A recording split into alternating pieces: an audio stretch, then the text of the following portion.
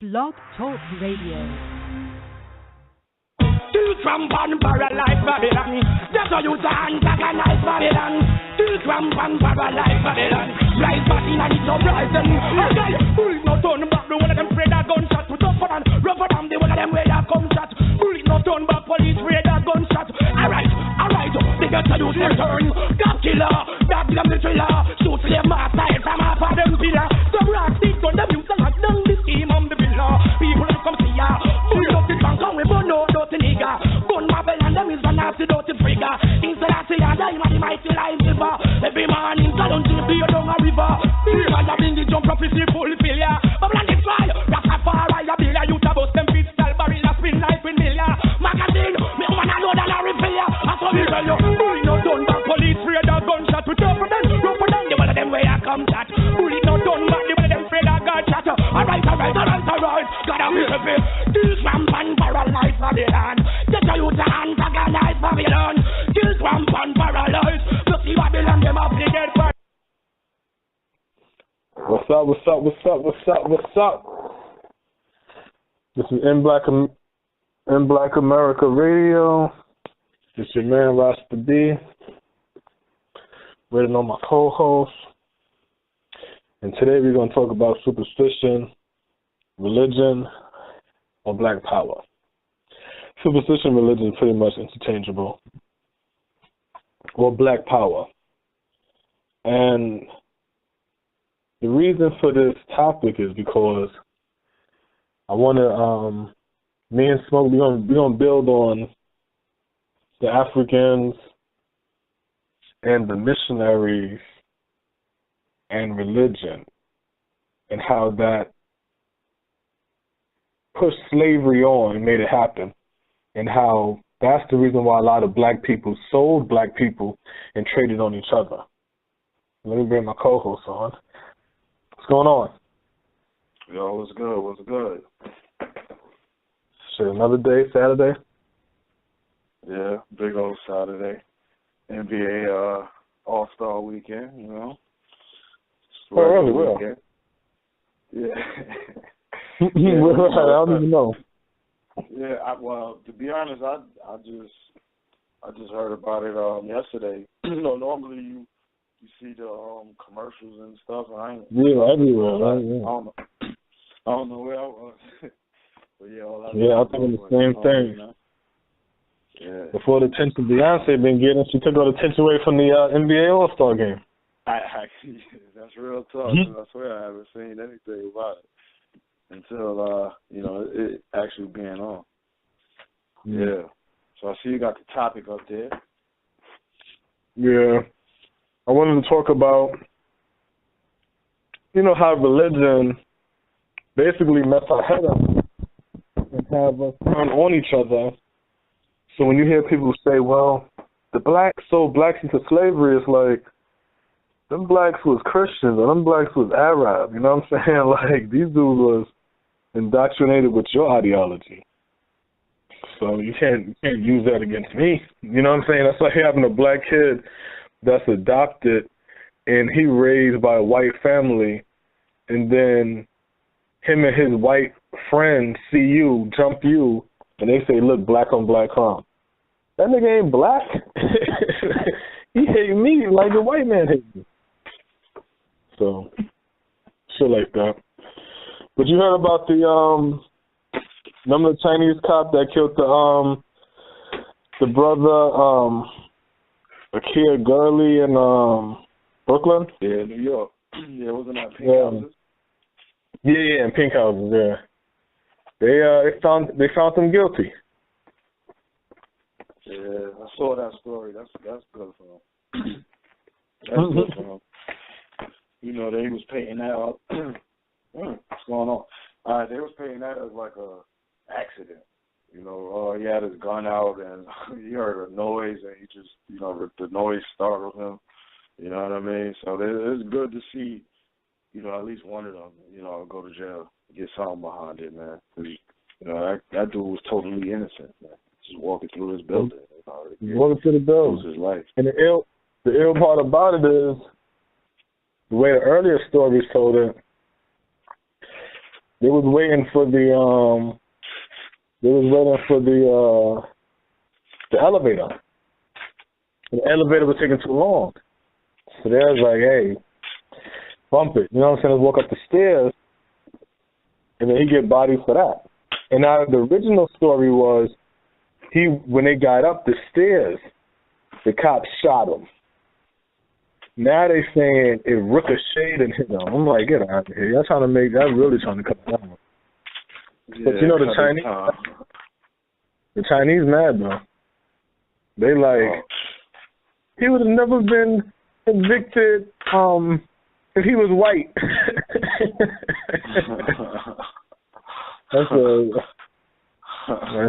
That Chinese person was white, right? The Chinese thought he was white. Yeah, so he gonna do his time. I wish they would have said what it is, but yeah, he gonna do his time. Get out of here, man. Murder that boy. I'm walking up the stairs. I mean, not boy, excuse me, grown ass black man.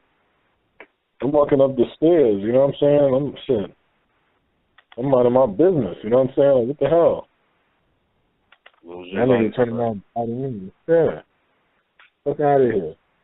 And now everybody want to get mad, like, oh, that's messed up that y'all convicted him. And wait a minute, there's a man died behind this. Yeah. See, you know what I'm saying? Those are the groups mobilizing. So in this case, the Chinese, I guess he was Chinese. Those groups that represent those people, they it's time for them to take a stand. You know what I mean? He got off. You wouldn't have heard anything. There wasn't no apology or anything like that. He gets convicted, and people gonna speak out. Maybe they could do something. You know what I'm saying? So that's all it is. It's just they have a structure in place that when things like that happen to them, they at least be able to speak out. You know what I'm saying? It might not change anything. You might not get any time off, but they said what? Nah, what were you gonna say? Nah. Keep talking yours, my bad. Because I just saw another headline that said, why the jury believes the NYPD officer was lying. So I'm about to click on that and see what they seen, because that story don't make sense. I've been walking down the hall scratching my balls, but my gun was out, and I accidentally shot because I heard a noise. And man, shut the fuck up. Y'all killed that brother. Because if it was an accident, your first reaction should be, well, damn, you know what I'm saying? Like, would you do that if that was a kid and that was a ricochet bullet? So it's like, get out of here, man. Y'all murdered that boy. That grown-ass black man. And you know what I'm saying? Like, and that's the sad part, because it's like, we only get their story. So that's the whole thing. When we took that class in South Carolina, you know what I'm saying? Right. The weapons class. For the gun license, yeah. The only black people in that class was me, you, and Army. Right. Yeah, everyone's there, man. And that's why we got the information that they teach. Make sure you're the only person there, so only your story's there. Shoot to kill. Shoot to kill. They teach you that. That's the law. That's the law. So when we say things like, why he didn't do a warning shot or a shot in the air? Why he couldn't shoot him in the leg? They're not taught that. They taught when you're dealing with black people, you shoot to kill. Straight up. And in that class, with white women, white men, old, all the way to young, families, all of that. The only black people was 3 black guys. Me, you, and our homeboy. That is it. So it's like, that's why when I hear black people say that now, and they be like, y'all saying that because y'all don't know.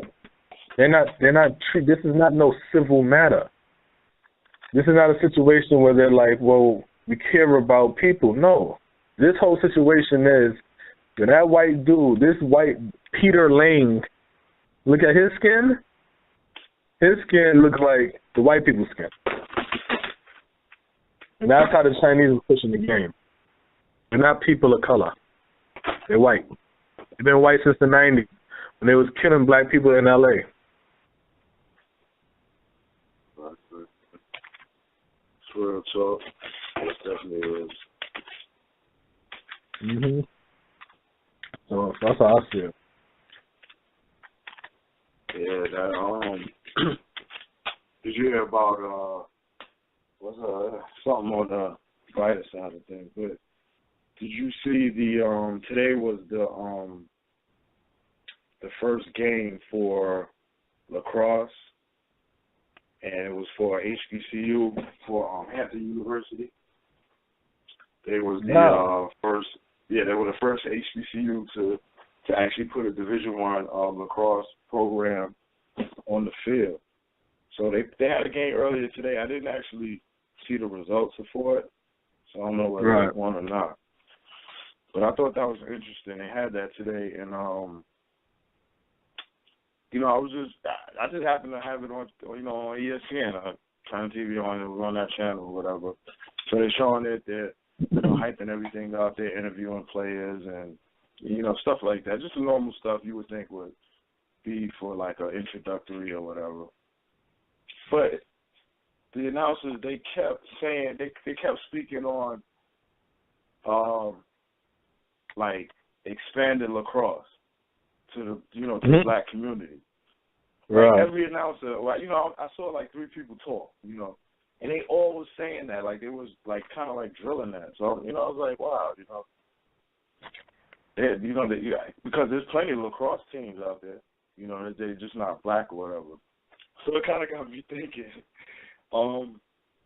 with the NFL, with, you know, all the issues that the NFL's got going on, the concussions, with the concussions, you know, you can see, you know, a possibility of, you know, the NFL going away, or at least dramatically changing. You know, you could see parents not wanting their kids, you know, pushing that, you know, their kids away from that sport. So I was thinking, you know, maybe, how much does this coincide with, you know, the NFL's issues? Like, you know, now trying to bring that sport in, because the NFL is sort of like a farm system where, you know, they're bringing kids in and grooming them to go to the NFL from, you know, junior high, you know, maybe younger. So I was just wondering, like, is this like the new farm system? Like, they're going to use lacrosse to kind of like replace that? So it just got me thinking about that. You know, I saw that earlier today. You know,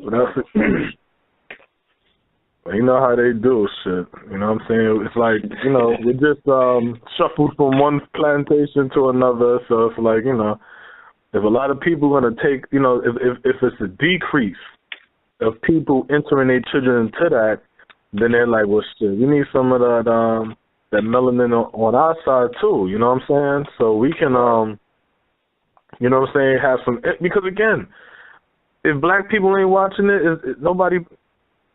Look at golf. You see what I'm saying? When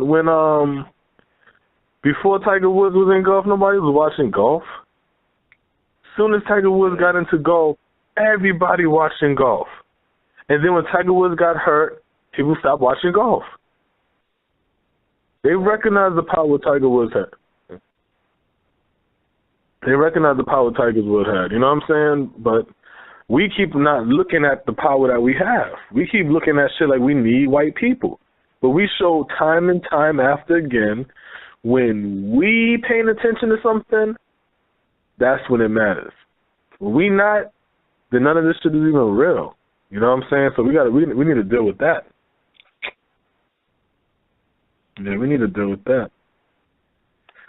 That's most definitely. You got any other news stories out there that you ran across lately? Oh yeah, I got. Yeah. Oh shit. So they're talking about Adderall is virtually identical to meth. Adderall, I bet. Yeah, that's the stuff they give for Isn't that for like ADD? Yeah, right, ADD or something, which is weird because I thought, I'm thinking it's for ADD or some shit, but all these drugs have a prescription name for it, and all the prescription shit got a legal name for it too. Like, what do they think? But damn, it's the same as meth, and that's what's killing it's the same as meth. That's what's killing the white community right now. Is the big addiction to meth. Yeah, it is for ADHD. Meth and heroin. ADHD, right.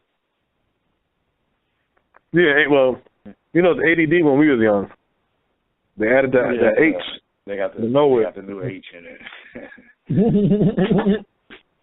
It's like back in the hyperactivity, added the hyperactivity to it.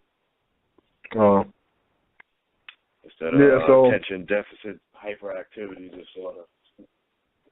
Yeah, that's that weird shit. But yeah, these are going to be the drugs that they give your children, especially if you're in the governmental programs and shit like that. And then the governmental program, housing projects, things of that nature. And then they're going to, you know what I'm saying, give you a reward for it. So it'll be like, hey, you know, if your child's on this, or try to convince you, if you're one of them mothers or fathers who, if the doctor say, hey, you know, maybe your child needs this. And he's like, oh, okay, doctor. The doctor said, so I should go ahead and do it. If you're one of those people, then you're going to give your child these Adderalls and things of this nature. And I'm telling you, you know, hopefully y'all around when it happens, but in the near future, they're going to be checking the drug you was on to determine whether or not you can work on that. That's already in the beginning stages right now. They're trying to jump over legal hurdles over it right now. That's inside information. Straight up. Straight up. So, I mean, you basically turning your kid into a meth head. And so you know what we all seen meth head, a legal meth head, and the sad part is that it's aided by the parent, or the lack of the parent really, being there. You know what I'm saying, in the sense of understanding what's wrong with the child. Because a lot of times, you know, I mean, I'm not a doctor to diagnose it, but I mean, we've heard Umar say that, you know, the ADHD is not a actual real diagnosis. None of this shit is. Bipolar, depression, sad. These are regular shit that you're gonna go through.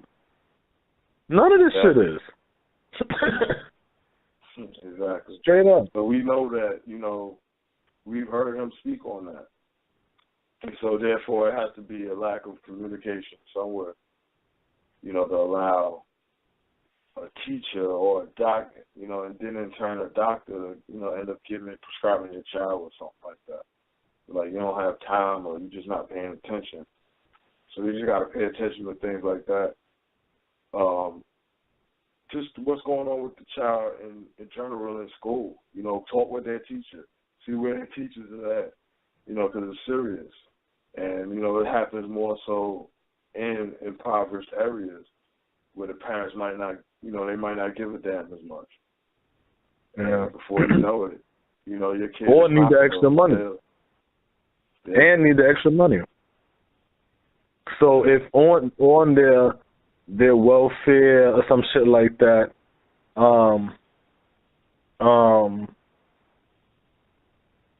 if they can add something on there where they could get more money, then they would.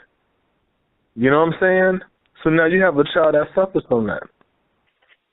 So it's like all of this shit we got to break away from, but that shit's going to kick us in the ass in the next 10 years. And we're going to get our shit together. It's not like, I mean, it's in the beginning stages, but shit, it ain't in the thinking stages. They're jumping over legal, you know what I'm saying, shit. So all it takes is a presidency before that shit kicks in, you know what I'm saying? Just like, So like a new slavery, a new form. Yeah. Medical, you know what I'm saying? Because now you got us doped up following what you say. I can't even think for myself. You know what I'm saying? Because I'm doped up. You know? So that's how that shit rock. But, you ever seen Chirac? The movie Chirac? No, I haven't seen it. Yeah, I seen that shit yesterday. Seen that shit yesterday. So you definitely gonna have to speak on that because there's been a lot of talk in regards to the dynamic of the movie versus what's actually happening in Chicago. Now I haven't seen the movie, so before you get into breaking down the movie, I hadn't seen the movie, but I've seen different rap artists from Chicago speak on it. I've seen Lil Bibby speak on it, Lil Herb. They're like the young drill rap guys from Wait, let me ask you a question. Let me ask you a question. You saying that you heard them speak on it as in after or before the movie? After. Well, both. In regards to that spoke on, for me, looking at from what I gathered from the clip, I'm presuming that they looked at the movie. I know in one of them, I think it was Little Bibby, he spoke before he saw the movie, and it was more general. And so, they were just basically saying that they really was just dissing Lil Cannon. That's all I want to hear what you guys say about it. They were just saying that, he didn't represent the image, the true image of Chicago. And, they had other things what they're thinking about. I didn't see the movie myself, so I couldn't really, gauge, how they were looking at it or how they might have viewed it to come to that. So it'll be interesting to see what you guys say about that. Well, let's see. It's a Spike Lee movie. For starters. So, how I would break it down is like this. I'm gonna break it down into layers. On the surface, on the 85 is mine, maybe.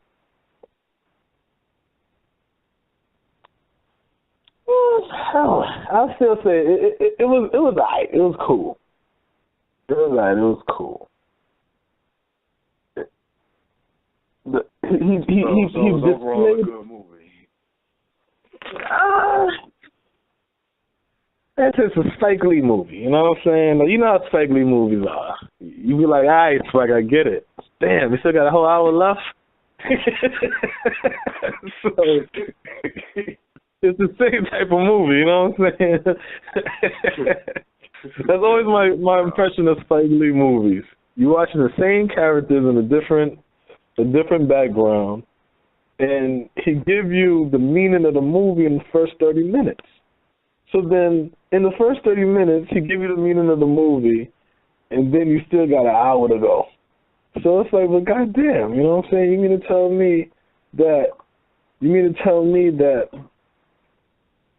I have to sit here for another hour of you explaining this shit?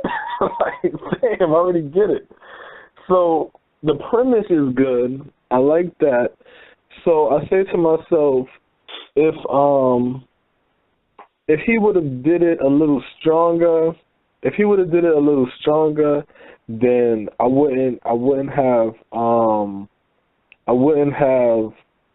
like, not that bougie shit. You know what I'm saying? Like, if he did it stronger, you know what I'm saying, the shit would have been good. I'm speaking real general, but now let me get to the second level. The second level is,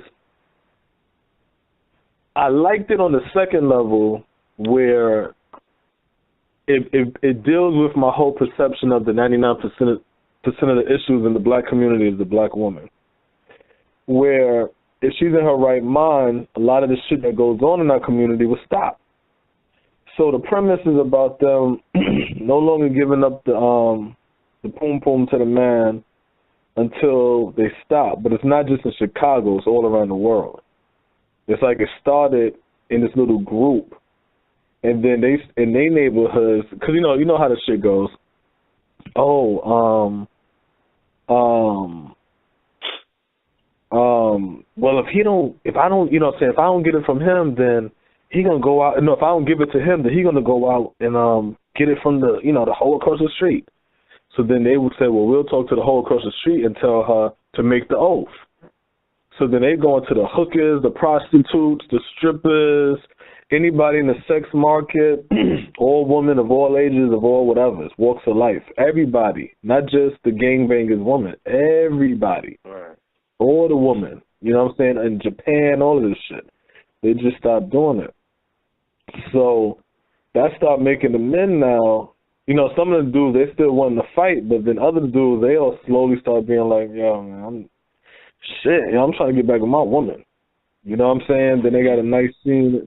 Yeah, they had another nice scene in there where it's like, which to me, this is like a powerful scene to, well, all right, well, let me before I get into all of that. So that's what the whole locking down the poom poom situation was with that. So it's like, that was the premise of the woman. So as the woman is doing that, the next other scenes in there, powerful things I've seen in there was like, they mentioned, like there's one scene where they took over like the armory, and the cop or whatever, the top cop, he goes,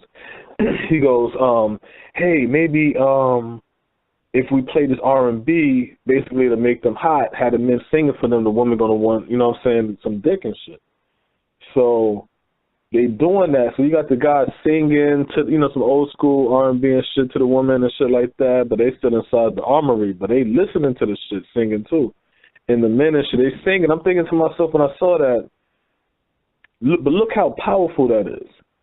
If black men went back to loving black women, and black women went back to loving black men, like look how powerful that is.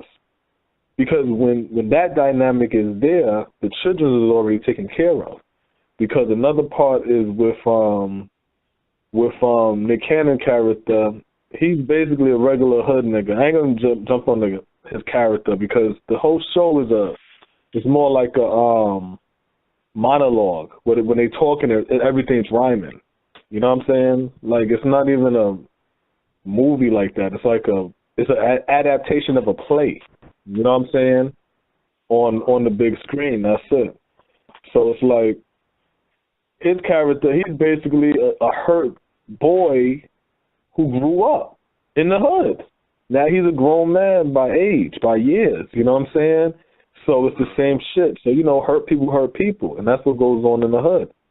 In reality, you know what I'm saying? A lot of stuff that goes on in the hood is because, these is hurt people. And the only thing that makes a hurt person feel good is hurting somebody else. You know what I'm saying? So it's like, so that was a part of that aspect of the movie. So you know what I'm saying? So, but then the third part is the part that I didn't like about the movie. I didn't like about the movie that the men in there was buffoonish. This is right after speaking about the minstrel show from yesterday. The men in there is buffoonish. Even though I understand this is a satire, you know what I'm saying? But if you change the name of a minstrel show, does it make it less than a minstrel show? You know what I'm saying? Right. So they got that inside there. They got the victimhood in there when they got John Cusack as the white Catholic preacher in Chicago they always show you. And they got him up there, and he's like, oh, you know what I'm saying? It's basically like, it's not your fault, black people. It's not your fault. There's legislations in politics, in the NRA, and the guns, they don't come down here. You know what I'm saying? They give y'all the guns, and y'all kill each other, and they don't care if a brown person is laid out in the streets. And I'm like, I feel you, but I've been hearing that since the 90s, yo. And I've never seen a gun walk. You know what I'm saying? I've never seen guns with legs. I've seen niggas with guns shooting at each other. So I understand, yo, we ain't making the guns. I get that.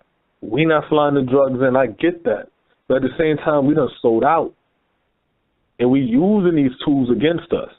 So we can keep blaming and playing that victimhood and talking about politics and the NRA and the lobbyists, the white supremacy and all this other shit all day. But at the reality, that's a black man behind that gun, pointing it at another black man and pulling the trigger. And then he goes and hide and left evidence. And police listening to snitches in the street who then rat him out and throws him in jail for a murder he committed. You see what I'm saying? Like, we got to stop with the games, yo. At the end of the day, we are the demise of our shit, yo. Just because it's out there don't mean you got to take it.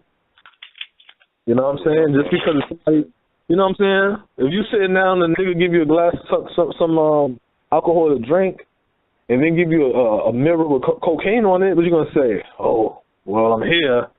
I guess I might as well treat myself. I don't want to cheat myself. You know what I'm saying? Like, God damn. Stand up, black man. So that's the whole shit with that. But, you know, not to take too long, we can get right into the story now. Superstition, religion, or black power. You know what I'm saying? For the introduction of this, we're going to talk about how the two cannot ride. You cannot have black power and religion. You can't. And I know there's somebody out there saying, that's not true. Look at Malcolm. Look at Martin. Look at this one. Look at that one. Look how these people use the Bible to free themselves. They didn't free themselves. We're in the same conditions. Where did we free ourselves at? See, the reason why we think we freed ourselves is because we don't know where we came from. And when you know where you came from, then you know, oh shit, we never elevated from this stage. We think, oh, the lowest point of our civilization is getting whipped by a white man. No, we're still living in the lower stages of our existence. That's all. A quick story. Yeah. They had a story with the brothers in Angola, the Angola 3, and they said when they sent them in jail and things of this nature, they were talking about how in these nature, they were saying how Angola prison was below standard. You understand what I'm saying? And then they end up rising it to federal standard. So if it was below standard and you rise it to the minimum of federal standard, that don't make it better.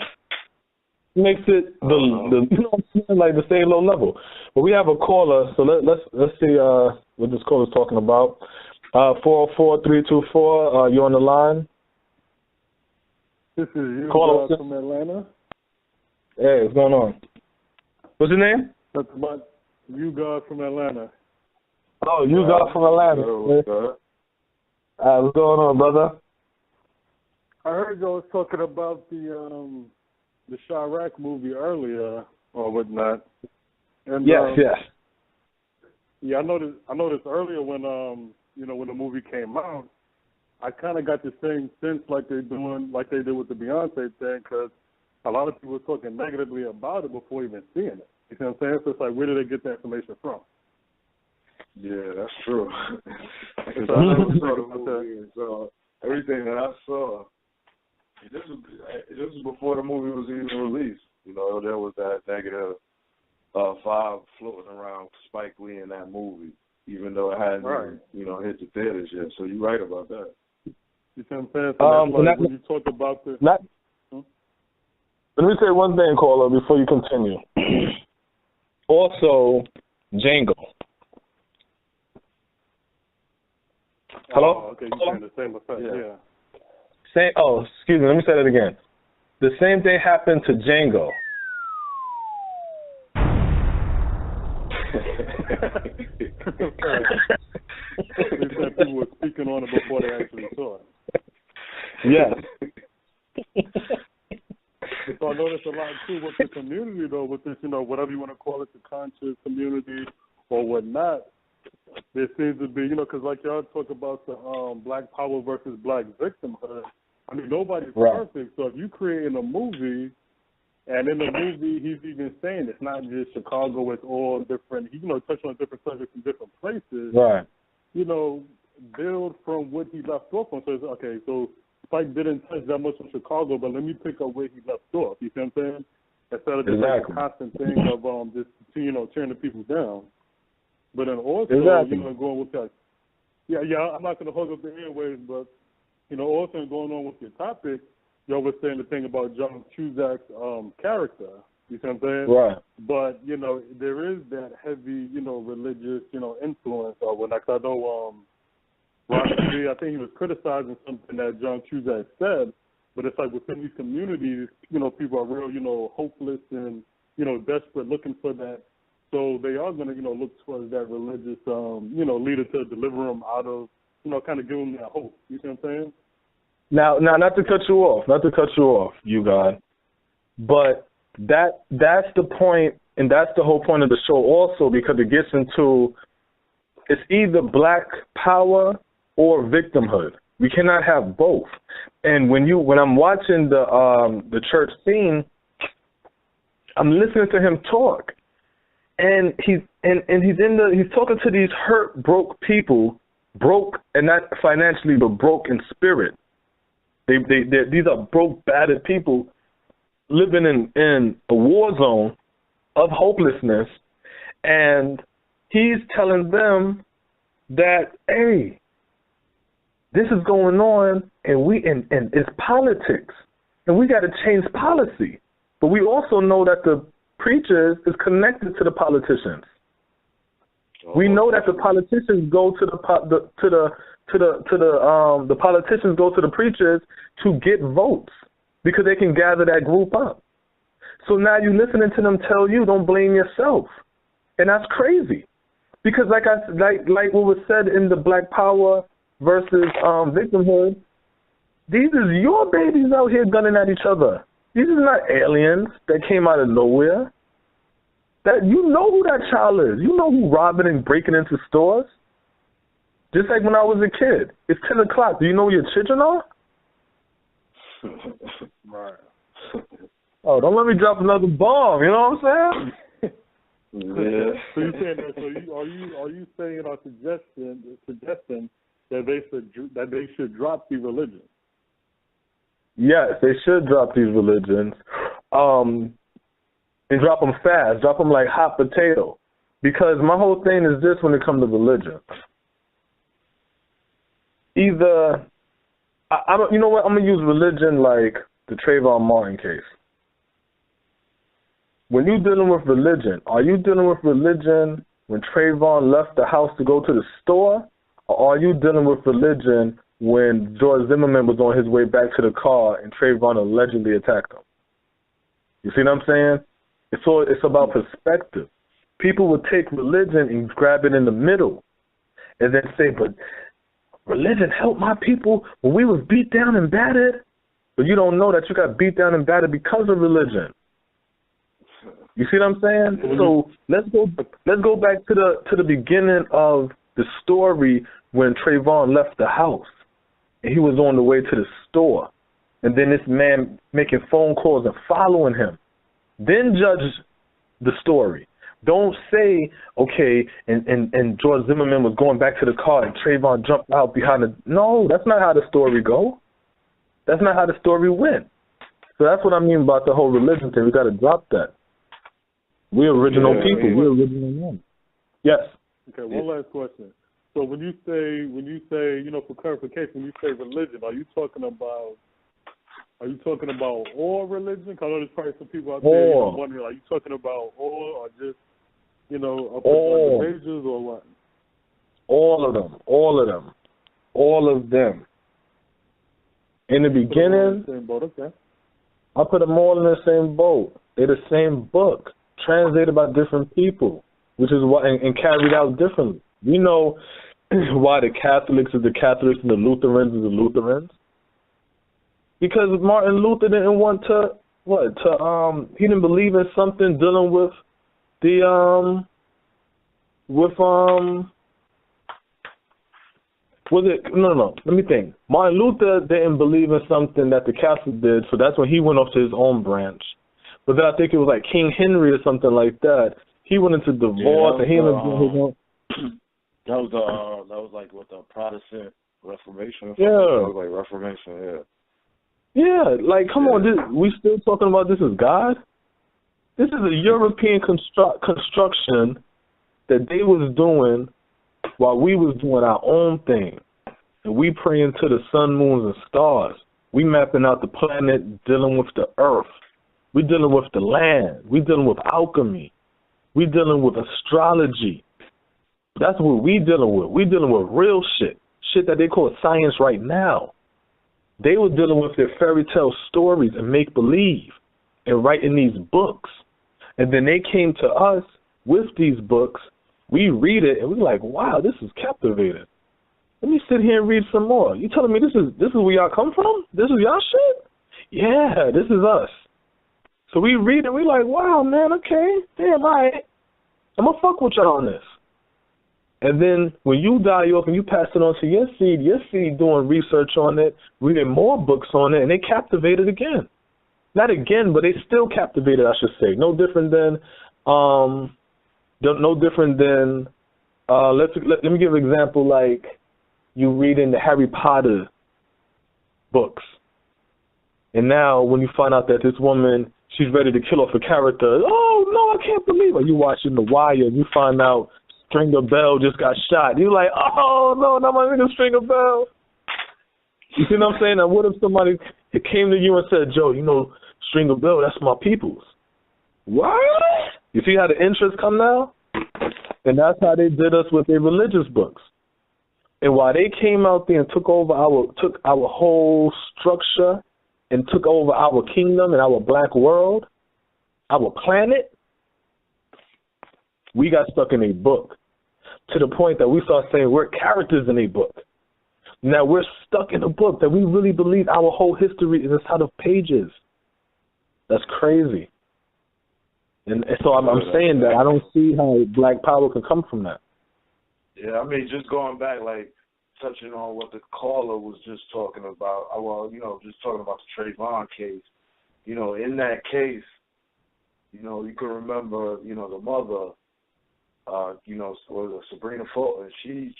They forgave George. Oh, right. You know, through Christ. So, I mean, you know, you real quick. Like that, things like that affect the outcome of the case. Mm-hmm. You know, believe it or not, it's like, well, you know, if she forgave him, then, you know, it'll be okay. Of course, there's other things that factor into that, but just having a ideology of that where you have a man who just shot down your kid in cold blood, but your religion can weaken you enough for you to say that you forgive him. That's what, you know, that's kind of like the overall vibe of what religion does to our people. You know, it dampens us, it softens us. You know, you got to turn the other cheek. You really don't want to fight. And so, you know, that her forgiving George Zimmerman is like a prime example of what we deal with when we deal with religion. On like when you speak like maybe on an individual level, you know, someone, you know, being a Christian or a Muslim or whatever newfound religion that they might be dealing with, you know, it may help them on an individual level. Because you hear people say it all the time. It's like you make the counter arguments to religion and why, you know, it might be bad for us. But then, you know, the example that comes is of that person who's doing bad, and they get the Bible and it's making them do better. You know, when you're looking at us on a small scale, it's like, you know, you would say, what, you know, there's nothing wrong with religion. But when you have everyone in that mind frame of weakness, is like, you get what you have now, the state of Black America right now. A lot of it has to deal with, our belief system. But you know what's crazy about what you just said about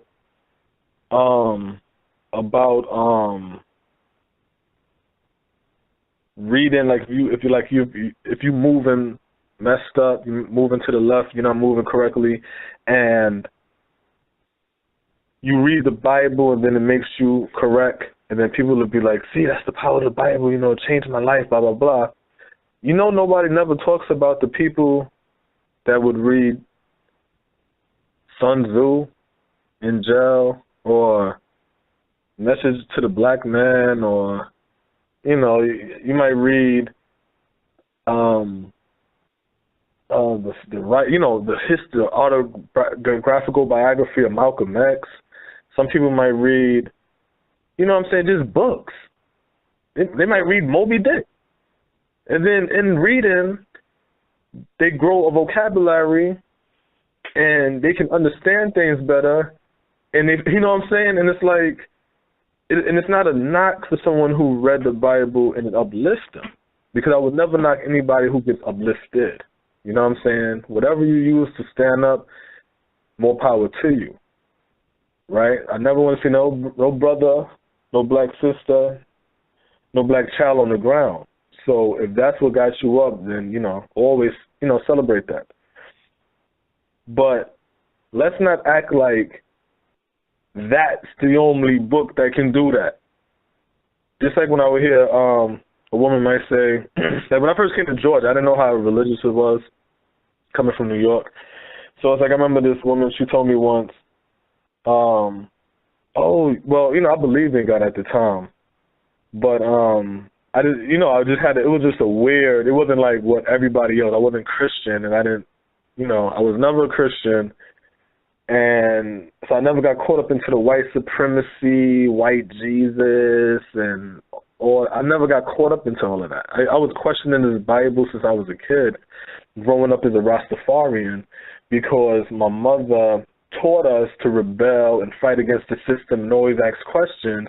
And then when I started questioning the Bible, she like, oh, you're not supposed to question the Bible. And I'm like, that's strange. And then we wasn't, we was reading the Bible, Genesis 1, read, like the Hebrews, you know what I'm saying? Like, say the truth, being a Rasta is sort of like being a Hebrew Israelite. I was thinking about the other day. So watch this. Rasta say Jah, right? Right. Smoke. Right, you know that, right? Yeah. So, oh, my bad. Nah, so, the Rasta say Jah, right? And you know how the people say there's no J in the Hebrew language, right? Right. So if you gotta change that J to what? H. No, Y. Oh, Y. So that made that shit Yah. So that's why I was like, You know what I'm saying? That's what I think about that the other day. You know what I'm saying? So it's like, it's just that we not how the Hebrew Israelites is, you know what I'm saying? But it's like, it's pretty much the same teaching, same ideology, you know what I'm saying? Same teaching. So that's why a lot of things they say, I understand what they're saying, and that's why a lot of things I could be like is BS, you know what I'm saying? Because y'all speaking on it on a Hebrew Israelite stance of it. You see what I'm saying? Not knowing that you have another group that follows the same stance to the point of the 12 tribe. You see what I'm saying? But it's not 12 tribe how they do 12 tribe with the countries and all kind of stuff like that. Because you got 12 tribe, Rastafari, Bobo Shanti, you know what I'm saying? Stuff like that. So, yeah, it's just something I was just thinking of. But, yeah, the whole religion thing, man, we got to get rid of that, because that's the stuff that really messed us up. You know what I'm saying? That's because what happened is we started making alliances through the religion. And once we made alliances through the religions, then we no longer dealt with our peoples. Because one of the ideologies coming out of Europe was the divine rights of kings, which means God is the head of the king is the head of the people. And if you have a just king, you thank God. And if you have a wicked king, then you have to pray that God do something to that king. And all of this comes from the king telling you this. And he's on the throne as the king because God put them there. This is the divine rights of the king. You can look it up. Where do you hear that at? You hear that in religion. If God is the head of the man is the head of the, you see what I'm saying? It's the divine rights of the king. All of that is the divine rights of the king. And ironically, yeah. See, but we gotta understand what it is. That's the whole thing. I mean, religion is. I mean, it's a big hustle. You know, especially the way it is right now presented to blacks. I mean, when you look at the black churches, the black mega churches, those is nothing but places to funnel money out of our people's pockets. When you look at how the tithing is set up, how these pastors, they have these crazy houses, man. They have these crazy, they're living like kings, and they're funded through the people. You don't see the institutions being set up where, because if Creflo Dollar can get X amount of millions of dollars from his followers to get him a jet, and he can use that same money to lock down a county in Georgia. Right. It's like however many million was it? 5? What is it? I forget how many million it was. But yeah, when you're saying that, that man can say, in the name of Jesus Christ, I need this plane, and the people can actually make it happen. Mm-hmm. Then the leadership. There's nothing wrong with getting money from your followers. I don't see anything wrong with that. But if you can raise money at a rate like that, then it has to be. There should be no unemployment. There should be no foreclosures in your surrounding zone of where your church is. If you can be able to, at least for your followers, for your followers, church members, at least for your church members, it should be good. They should all be good. It shouldn't be any problems like that. So with us, it's like you see the hustle and bustle. You see a lot of the gay activity that people condoning. The gay lifestyle inside the church. So the church is a place that houses a lot of activities that's killing us. Mm-hmm. And our community. That's the only way that religion exists is through the hustle, and especially through the black churches. You have people. Some of our people are like, well, I'm not Christian. I'm a Muslim. I'm down with the NOI.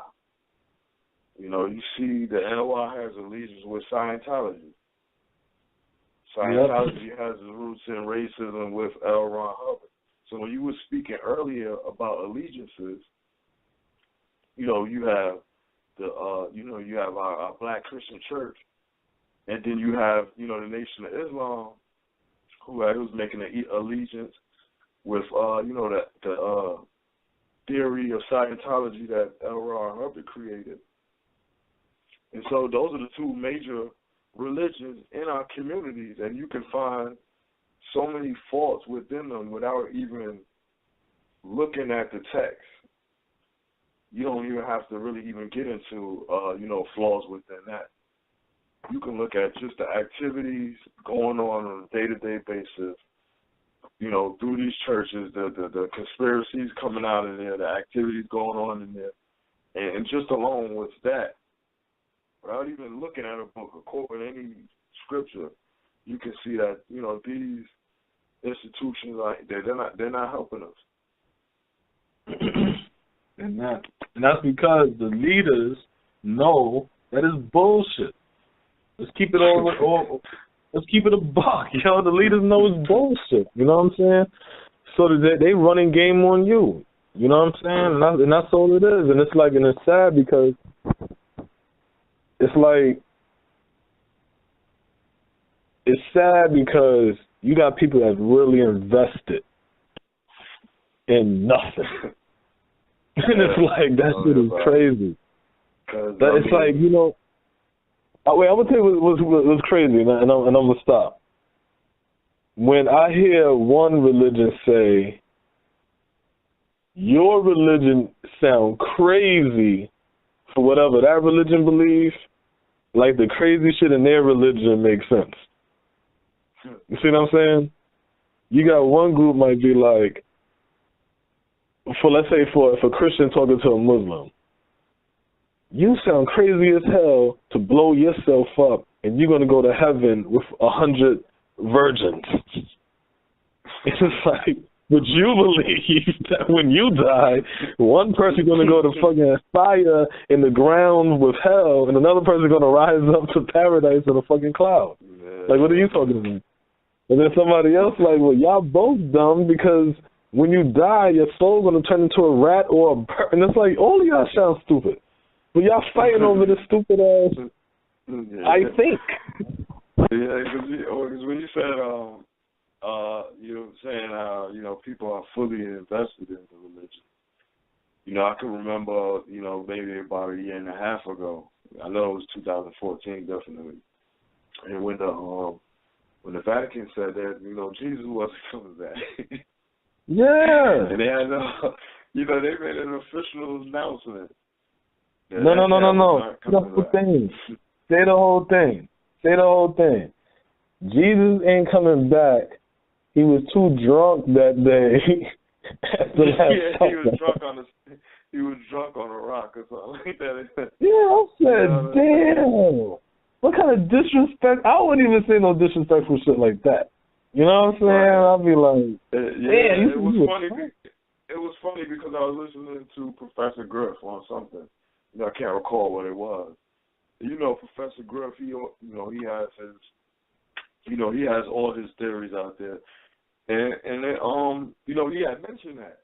I'm like, man, what the hell is Professor Griff talking about? You know what I mean? But it's like, well, let me see what he's talking about. You know what I mean? I'm not gonna say because it sounded crazy. Like, why would they say that? Yeah. You know what I mean? That's pretty much destroying the religion, if you ask me. But sure. Go type it in. Sure. It wasn't the first hit on Google. You had to scroll down some, but the story was actually there. The story was there. So, you know, when you're looking at the heads of it, because, you know, the current forms of Christianity come from early Catholicism. So it's like, if they saying it's over, if the originators are saying it's over, then, you know, that's bad for everybody else. And look, just like reality TV, the niggas always is the last one with it. Remember, all the white people had to be, and then blacks had it, and it was competing. Black and white had it, and then slowly white people started dropping reality TV and going to real programming, and black people busting out 12 different shows a day. And I'm like, man, that's how you know this shit is over. You know what I'm saying? This reality TV shit. It's over. And that's how the game works. You know what I'm saying? And we the last one with the religion. Everybody else taking up our land, taking up our system, what we was charting. They out there in our universe, in our space, checking planets. And this is what people don't understand. These guys don't have theories. That's how they fucking with you and fucking with your head. They don't have theories. They done clunked us over our head, had a generation of us grow up dumb, blind, deaf, and dumb, Yeah, and clunk us over our head. Have us growing up where in a world where we don't know who we are. They have our science, they have our books and our writings and manuscripts and things of this nature, and they're trying to figure out how it works. You understand what I'm saying? So then that's when they come out with these theories, because they're looking at it and they're like, wow, it looks like they could have been trying to do this. And that's where the theories come from. Because you have to think about it. How the hell the last group of people to come on the planet knows everything that the first people know, or in a shorter amount of time? You see what I'm saying? A lot of times you have to let something happen before it happens. We're still creating stuff. There's still life and planets, animals and shit being created. And they're not being found and stuff like that. Every time they talk about, oh, there's a new discovery, we found the new lizard, we found, no, these ain't new. These are things that's still being created. The earth is alive. You see what I'm saying? All these creations is still happening. That's why they keep talking about it's new. It ain't new. I mean, it's new, you understand what I'm saying? But it's not like it always been around and you just know. These are new creations. You're not supposed to be. That's why the lions is dying off. It have to be new stuff now. This is how the thing goes. You see what I'm saying? They have us trapped in these books where we're scared to keep rising up. You see what I'm saying? Because we're looking, and we see that in America with black people. Every other group of people is building up an economy. Black people is walking around worrying about white people and white supremacy. What are we worrying about? Yeah, it's like, what are you worrying about? Yeah, because worrying is easier than working. Yeah, victimhood. Easier than working. Victimhood. I'd rather be a victim and talk about, oh, how wicked this white man is. Because, see, when I was a kid, I'm 35, and I grew up with my eyes open with knowledge of self. My sister says it best. We grew up in America, outside of America, something like that. Maybe she said we grew up, in America, but we was raised outside, or something. I don't know, something like that. I can't remember. I should never bring it up, but it's basically saying, that we was born in America, but we wasn't raised Americans. We was raised to study America.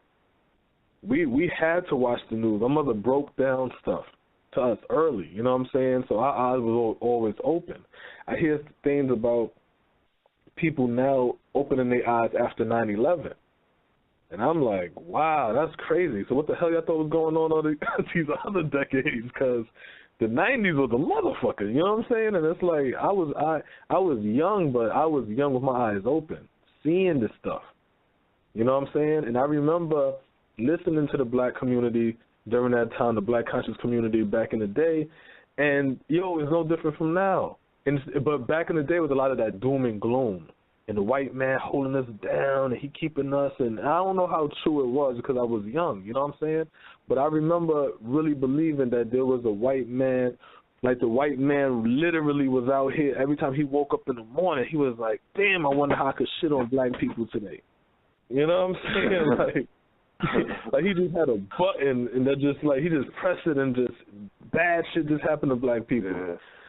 See, I think we take it too literally. You know what I'm saying? It's like I think like, because like a lot of old publications and older books that deal with black power, white supremacy. They detail it like that.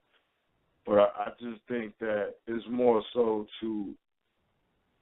exaggerated for us to make sure that we identify who is our oppressor, more so than it actually being that way. Because we deal with white. No. Say that shit again. Cause that was dope. Yeah, I just think it's more so us it being an exaggerated point for us to understand who the oppressor is than it actually being that way. Because, see, what I like about that shit is that is exactly what the fuck it is. Sometimes you look at these slave movies and these so-called black movies that they come out with, and it's like the Jesse Owens and the Jackie Robinsons, and it's gonna be like, you know what I'm saying? Look how black people triumph from the strong white people that's holding you down, and look how they just spit in that white woman's face. Because if I'm a white person, I ain't gonna lie, I'll be cheering. I'll be like, oh, damn, my people was like that? Yeah, that's right, fuck those niggas. You know what I'm saying? I'm like, what is this for them or us? It's like, come on. So, no, I feel you on that. But you know what I'm going to do? I want to take a break, and then I want to get into this book called King Leopold's Ghost. The story of grief and heroism in colonial Africa. This is talking about this wicked bastard and his time in the Congo, and it's going to tie into the religious aspect of how we make these alliances with these white devils and how it affects us in the end. All right? So, yeah. Yesterday you hype on your brother to your sport big machine. Cause if your brother ain't a human being, to him close the dirty and him both lean. Him get a number one tune and road the gal them flock him your one team. Your sister just ask you for $1 and you say you're not here. Boxer down and say you got nothing for you. Now she turn me swirl and she's rocking the radio station. Everybody wants to hear black man rise and take your rightful place. Black man rise and let the world see your face. Black woman right away you get wiped away, so me have to silver foot and me have to jam out. Me have to hurry and me have to live, me have to beat us, some guy can beat us. Yesterday you hype on your brother to your sport big machine. Cause if your brother ain't a human being, to him close the dirty and him both lean. Him get a number one tune and road the gal them flock him your one team. Your sister just ask you for $1 and you say you're not here. Boxer down and say you got nothing for you. Now she turn me swirl and she's rocking the radio station. Everybody wants to hear black man rise and take your rightful place. Black man rise and let the world see your face. Black woman rise, take your rightful place. Black woman rise and take your world see your face. Wow! Music a lock down the NZ. Spread the love, now let it be 10Z. What would you say when I say what's destroying us is bad mind, hate, malice, covetousness and envy. Crime and violence don't bother. Respect your sisters and brothers. What would you say if I tell you when I look around? You ain't looking out for one another. Your brother progress, you're not happy with it. Your sister progress, you're not happy with it. When you fight yourself, nothing ain't happening. All these words, just stop it. Black man rise and take your rightful place. Black man rise and let the world see your face. Black woman rise and take your rightful place. Black woman rise and let the world see your face. Black man rise and take your rightful place. Black woman rise and let the world see your face. Black man, it's the nation, it's the nation, it's the nation. All praises to my God, praise to those who trust in Him. Okay. Silver fortune, the fortune of righteousness. I represent the poor, and I'm not. You know what? Hungry must be fed, naked be clothed, AIDS be protected, infants be cared for, sick be nourished, they got to flourish. People rise and take your rightful. People rise and let the world. Yeah. Black man, rise and take your place in this world. Black woman, rise up. Take care of your babies. Stop murdering these babies in your womb. Some of y'all women got more damn bodies than gangbangers in the streets. Cut it out. Cut it out. You might be carrying the Messiah in your womb. And you out here bodying them. You worse than the KKK. Straight up. That's why sometimes babies come out crying. They're like, yo, that's the ghetto. So I'm joking. So let me get into this. So this is a book, man. It's called King Leopold's ghost. Yo, when I tell you this dude is a wicked man, you know, this dude here is wicked. Wickedest white boys out here. So it goes, when Europeans begin imagining Africa beyond the Sahara, the continent they pictured was a dreamscape, a site of fantasies, of the fearsome and the supernatural. Randolph Higgins, a Benedictine monk who mapped the world about 1350, claimed that Africa contained one-eyed people who used their feet to cover their heads. This is a monk in the 1300s, okay? So obviously he's never been to Africa, but he's writing this. The fearsomes and these supernaturals, he's writing this, and this is what he's feeding his own people. A geographer in the next century, meaning 100 years later, announced that the continent held people with one leg, 3 faces, and the heads of lions. In 1459, an Italian monk, now this is one monk I said once, 100 years later it's a geographer. Now it's an Italian monk, Fran Moro, declared Africa the home of the roc, a bird so large that it can carry an elephant through the air. These are white people in Europe. These are the white people in Europe who not only are going to enslave us, they're creating stories and myths and superstitions. That's part of their culture. So when you're talking to these guys, it's like city slickers. You understand what I'm saying?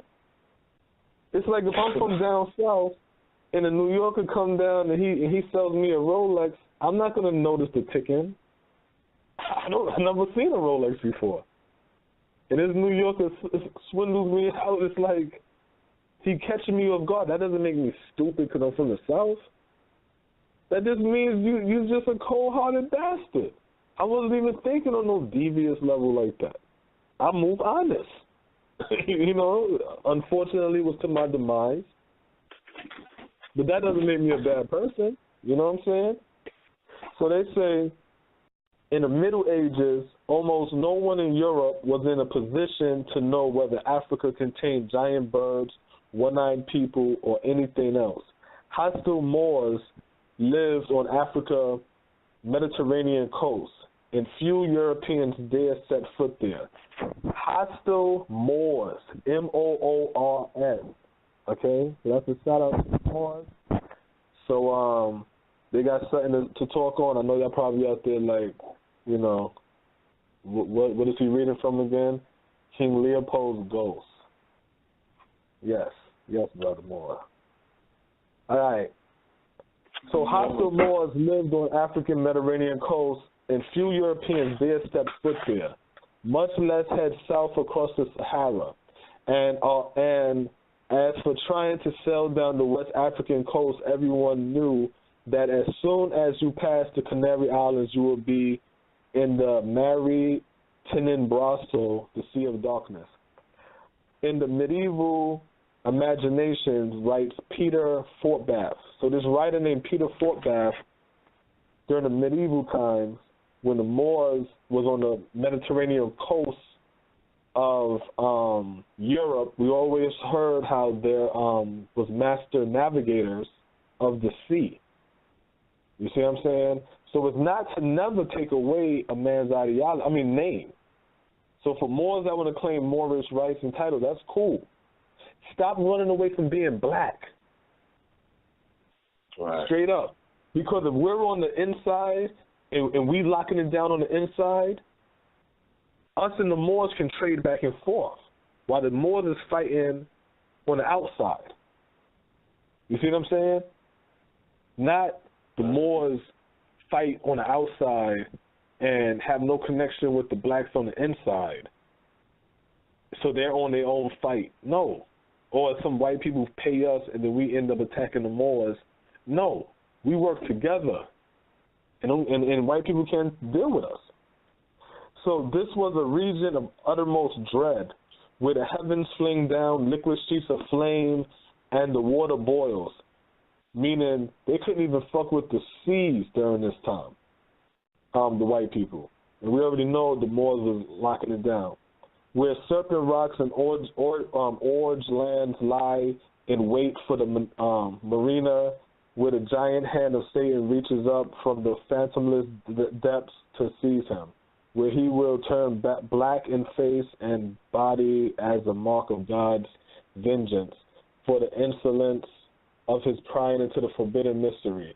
And even if he would be able to survive all these ghastly perils and sail on through, he would then arrive in a sea of obscurity and be lost forever in the vapors and slime at the edge of the world.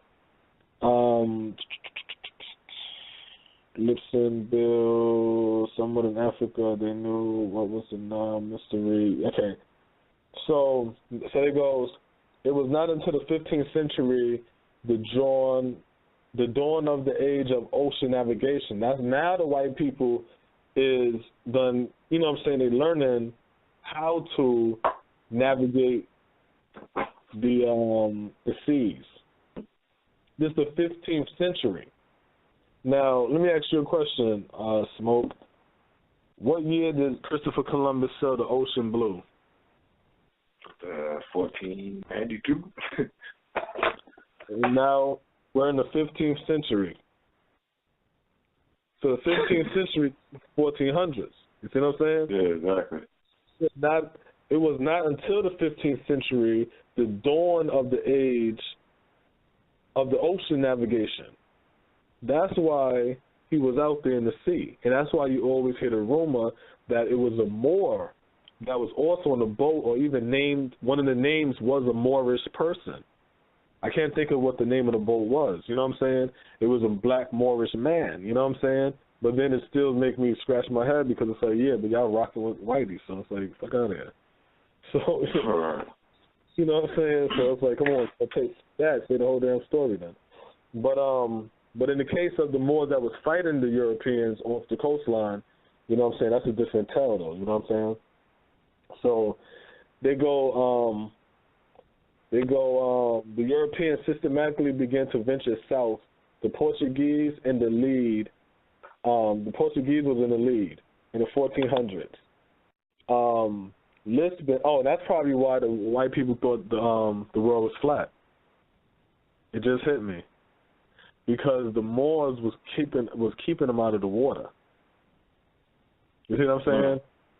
So you got to remember, white people are the smallest group in the planet.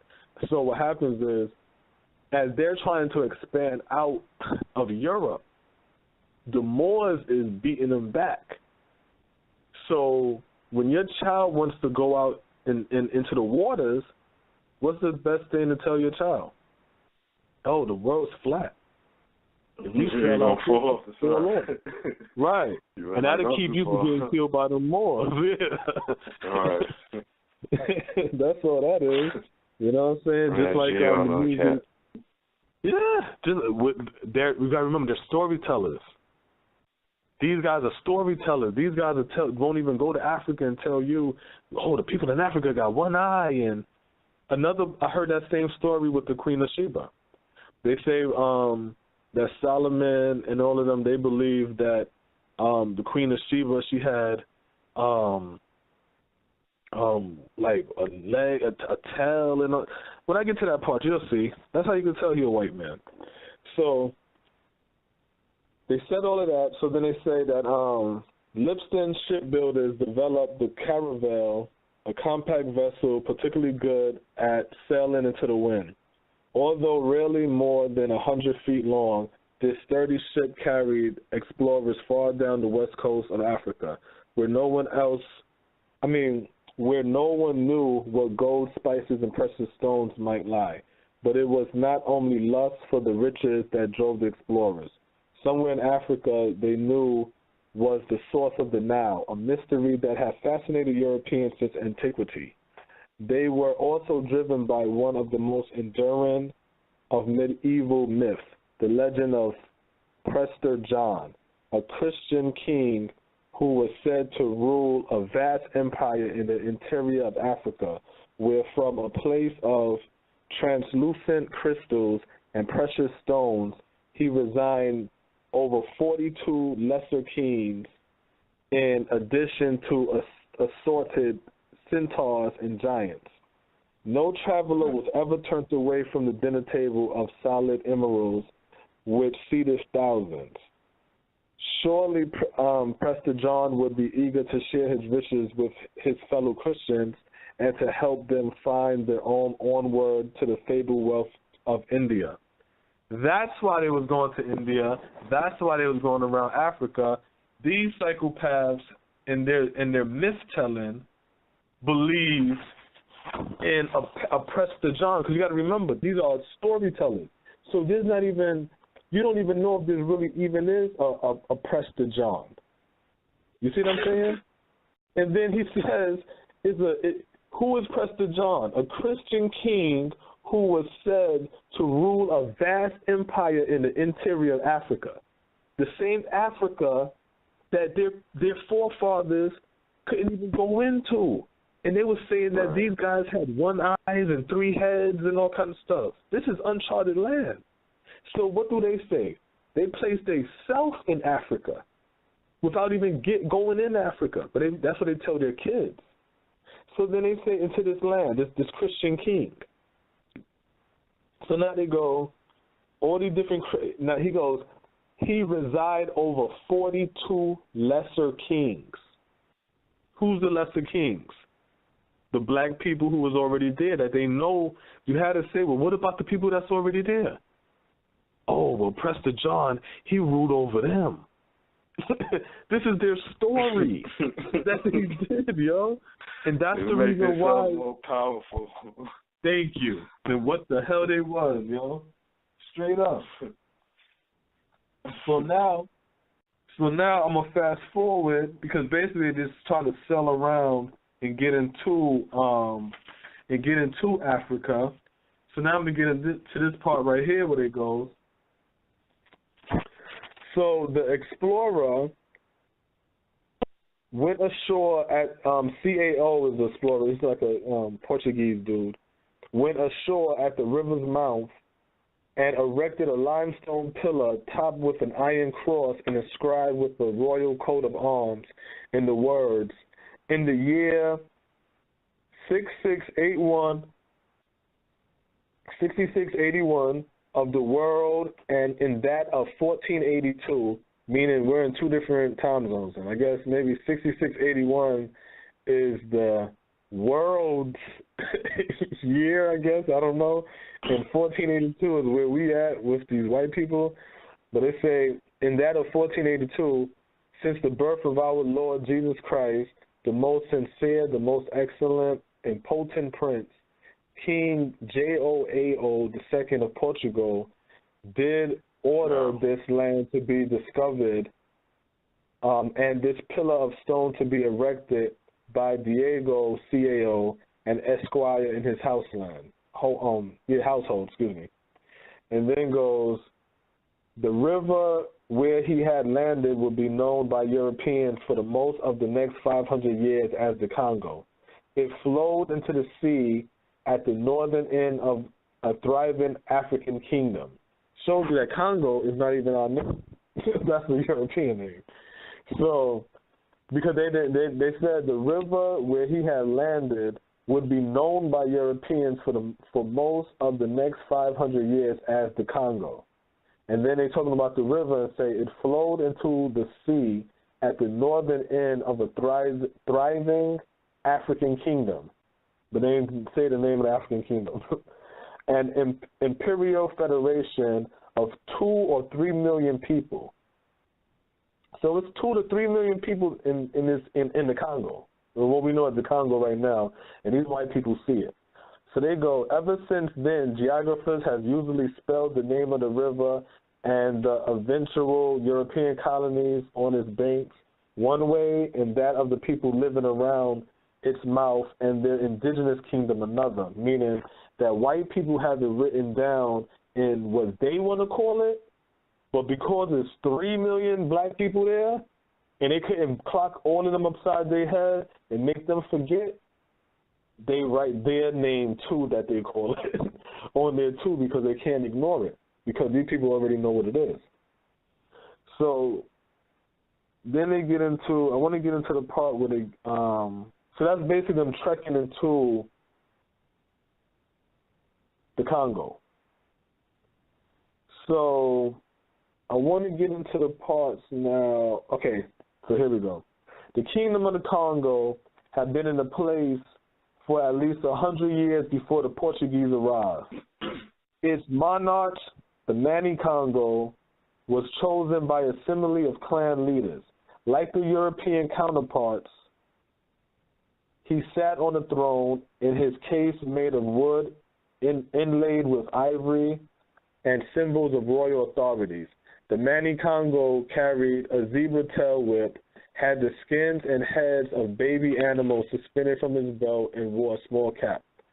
In the capital, the king dispensed justice, received homage, and reviewed his troops under a fig tree in a large public square. Whoever approached him had to do so on all fours. On pain of death, no one was allowed to watch him eat or drink. Okay, so he is exalting his who he is as a ruler. The Mani Congo, who was then on the throne, greeted the Portuguese warmly. He enthusiastically, whatever, was probably due less to the savior his unexpected guest told him about than to the help their magical fire. But hold on, let me repeat that. The Mani Congo, who was then on the throne, greeted the Portuguese warmly. His enthusiasm, was probably due less to the savior his unexpected guest told him about than to the help their magical fire spouting weapons promised in suppressing a troublesome provincial rebellion. The Portuguese were glad to oblige. So basically, this first king, he didn't really care about the Savior, the whole Jesus Christ thing. So that means that was not what we was dealing with during that time. So they came there selling them the story. You understand what I'm saying, Smoke? Right. Like, they came there selling the story, and he like, yeah, Jesus, yeah, died on the cross, yeah. What up with them burners, yo?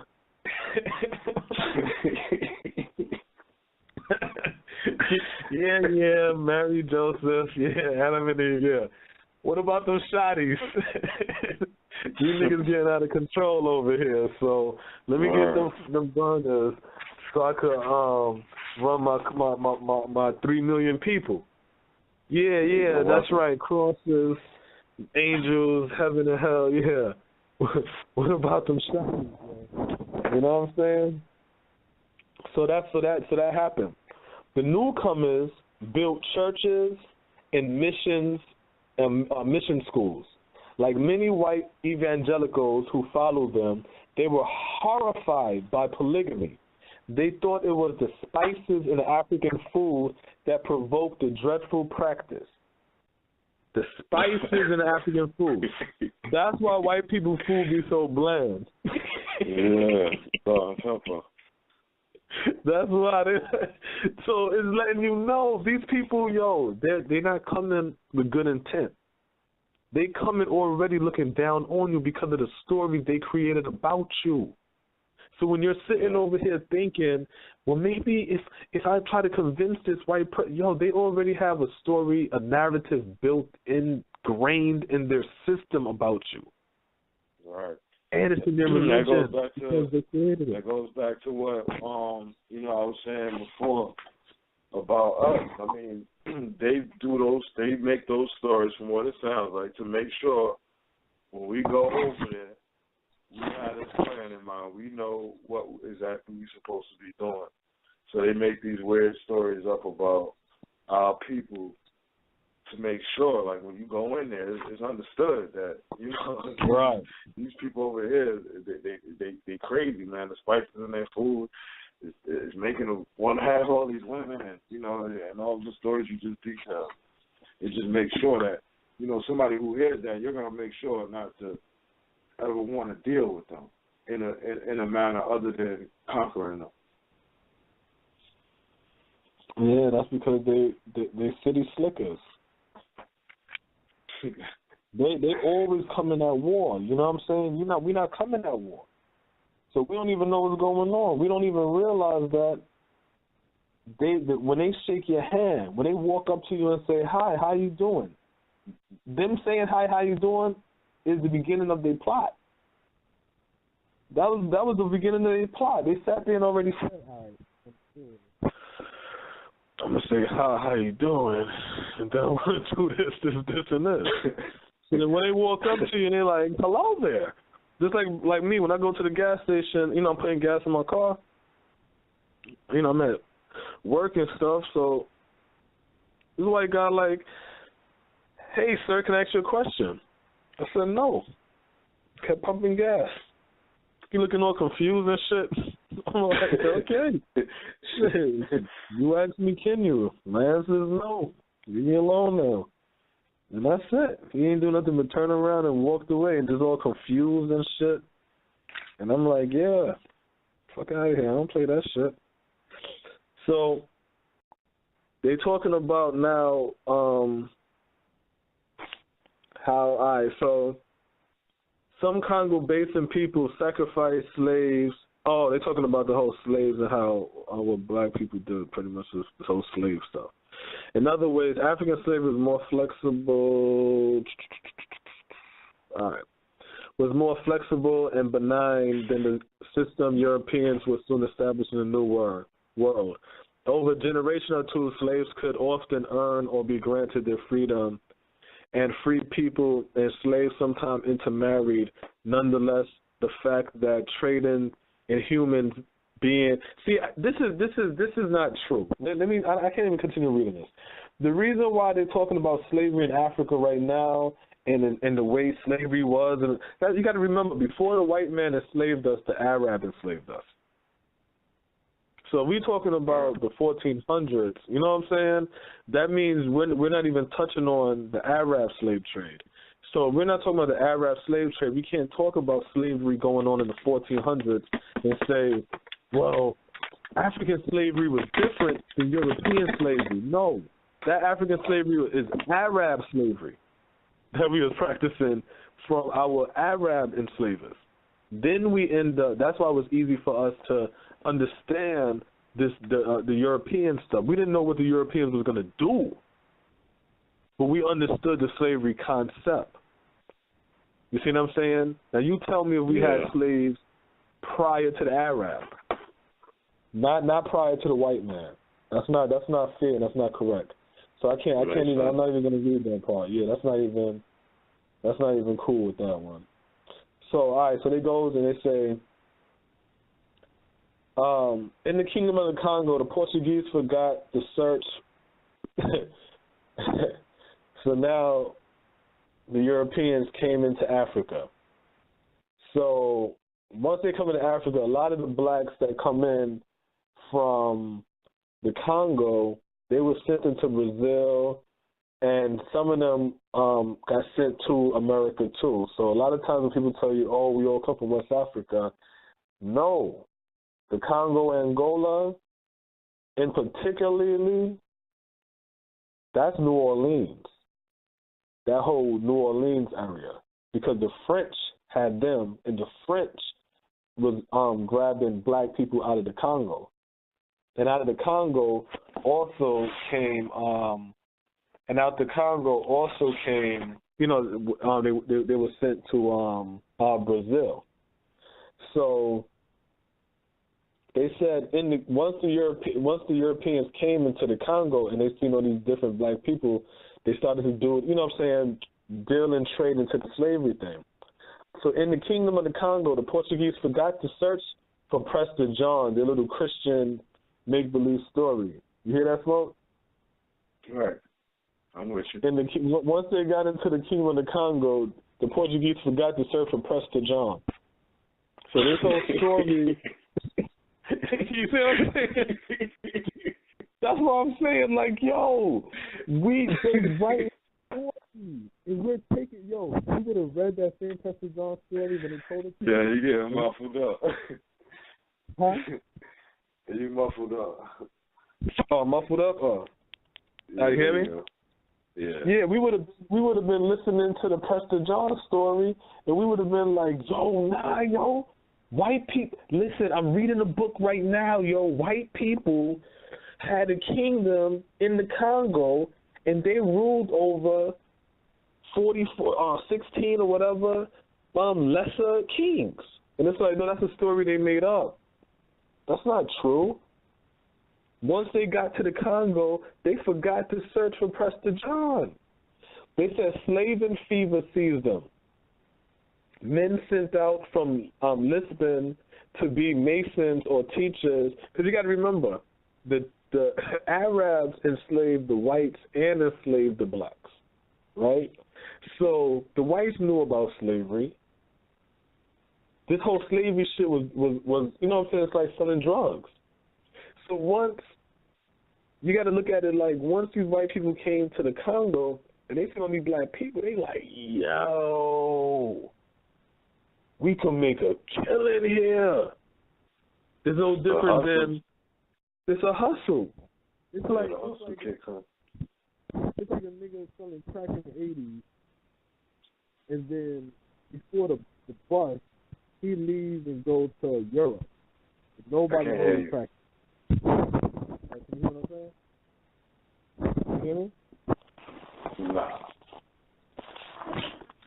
Yo. Yeah. I'm good now?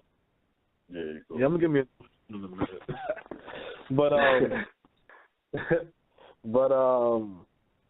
Yeah, it's like somebody selling crack in the 80s and they get out before the bus. You see what I'm saying? And then let's say they go to Europe. And then somebody like, yo, what's that? And it's like, crack. And it's like, what's crack? And you're like, oh, shit. I'm ahead of the market. I could be out here still in the game and nobody even know what it is. You know what I'm saying? So that's what it is with the white people. They came in the game already with a hustle that we wasn't really that privy to. We sitting over here like, the devil always gonna be the devil. Always gonna be the devil. Damn. So you said, came here with the setup. So you said men sent out from Lisbon to be masons or teachers. Because what happened is when they end up sending, I might have skipped that part, but they end up sending the priests out there first, and then the priest would just stay there. And then while he's staying there, you know what I'm saying, they teaching. I might not have got to that part yet. But he goes, the men sent from Lisbon to be masons or teachers at Banza, Congo, soon made far more money by herding convoys of chained Africans to the coast and selling them to the captains of slave carrying cargoes. Because remember, they were selling the Africans now for guns. You got to remember that. Because of the guns. That's why we looking at ourselves like, shit, it's a gang of us here. Shit, none of these niggas could leave. Shit, let's round up all these niggas over here. Take these, give me some more of your guns. You're going to be busting shots, yo. You know what I'm saying? Fuck these spears and all this bullshit. You know what I'm saying? I'm about to bust shots at niggas. The first gangster rapper. Upgraded. Upgraded. The weaponry. So we paid for our demise. You know what I'm saying? So they said the lust for slave profits engulfed even some of the priests who abandoned their preaching, took black women as concubines, kept slaves themselves, and sold students and converts into slavery. So these priests who done converted Africans into Christianity or to be Catholics or whatever the hell their storybook they wrote, then once they believed in it, should have said, "Oh, so Jesus is gonna save me?" Yeah, nigga, go through that door with these chains on and spread the word. Like, God damn. And then they said, however, they're gonna say, the priests who strayed from the fold, stuck to their faith in one way. However, after the Reformation, they tried to ensure that none of their human goods end up in the Protestants' hands. It was surely not right for one. It was surely not right, said one, for people baptized in Catholic Church to be sold to people who are enemies of their faith. So they was baptizing these enslaved Africans as Catholics before selling them into slavery. You see what I'm saying? And these white people and their trickery was so outlandish that they're even setting up sub-rules like, yo, we ain't selling none of our...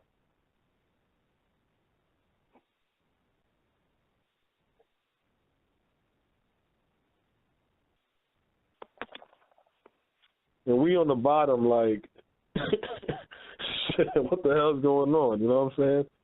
And to this day now, you'll hear black people, I'm a Protestant. I'm a Catholic. I'm a Baptist. I'm a Mormon. And it's like, no, you're a slave. That Mormon, oh man, Mormon. The Mormons, man, they funny. So why is crazy? But I mean, the general theme is what you're saying. The religion aspect was used to, basically have them get their guard put, let their guards down. We let our guards down through the religion, and everything else was, we was at the mercy of, whatever was coming our way once those guards got down. Yeah, and that's the sad part. Our GUARDs went down, and our GODs went up. Now we walking around praying to this white man creation of a God, just like he created Prester John. You know what I'm saying? He created this thing. So you can't take nothing that come out this white man's mouth serious. You see what I'm saying? If he sat there and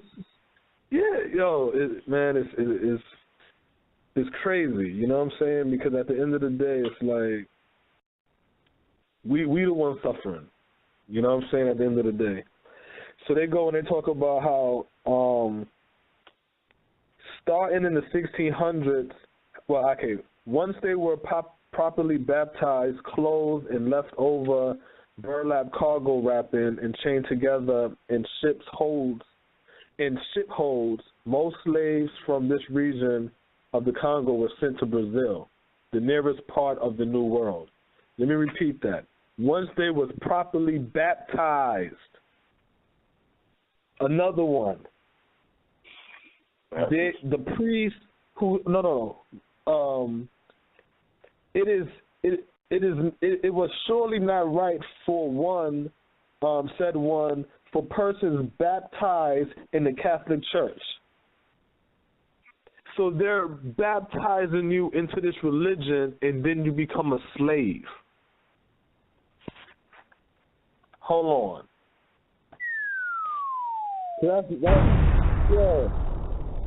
Then they turn around and say, and I'm gonna put a break right here. Then they turn around and they go, in the 1600s, however, a growing demand tempted many ship captains to make the long voyage to the British colonies in North America. Roughly one every four slaves imported to work the cotton and tobacco fields in America's South began his or her journey across the Atlantic from equatorial Africa, including the Congo Kingdom. The key Congo language spoken around the Congo River mouth is one of the African tongues who traces linguists have found in the Gullah dialect spoken by Black Americans to today on the coastal lines of South Carolina and Georgia. Charleston area. So when they speak all that West Africa and all that shit, you know what I'm saying? But y'all ignoring the Congo and Angola? Come on, yo. What y'all doing? Y'all following narratives and white man storytelling again. Y'all not dealing with the real. So now we're going to get into the parts of the real religious parts of the game, right? So peep this. When the Atlantic slave trade began decimating the Congo, that nation was under the reign of a Mani Congo named Zinga Biba Alfonso, who had gained the throne in 1506 and ruled as Alfonso I for nearly 40 years. Alfonso's life spanned a crucial period. When he was born, no one in the kingdom knew that Europeans existed. When he died, his entire realm was threatened by the slave-selling fever they has caused. He was a man of tragic self-awareness, and he left his mark. Some 300 years later, a missionary said, a native of the Congo knows the name of the three kings, and the present one, that of his predecessor, and that of Alfonso. He was a provincial chief in his early 30s when the Portuguese first arrived in Banza, Congo in 1491.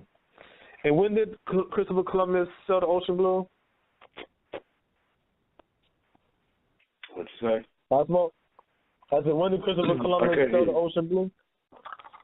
I said, when did Christopher Columbus... 1492. Yeah. Okay.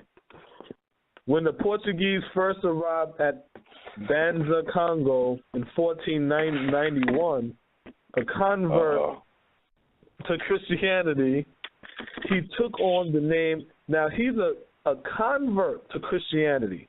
He took on the name Alfonso and some Portuguese advisors and studied for 10 years with the priests at Banza, Congo. One wrote to the king of Portugal that Alfonso knows better than us the prophets, the gospels of our Savior Jesus Christ, all the lives of the saints, and all that has to do with our Holy Mother Church.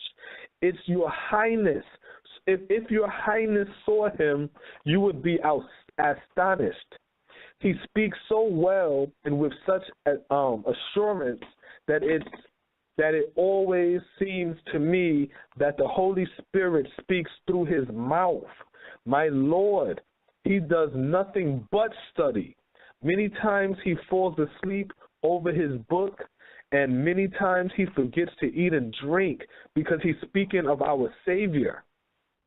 What in the hell? What in the...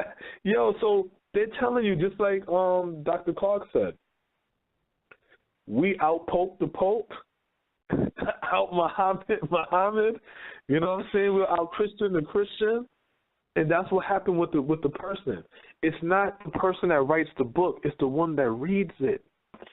The reader will grasp onto the story way more stronger than the writer all the time. That's what it's meant for. That's what it's meant for. That's what it's meant for.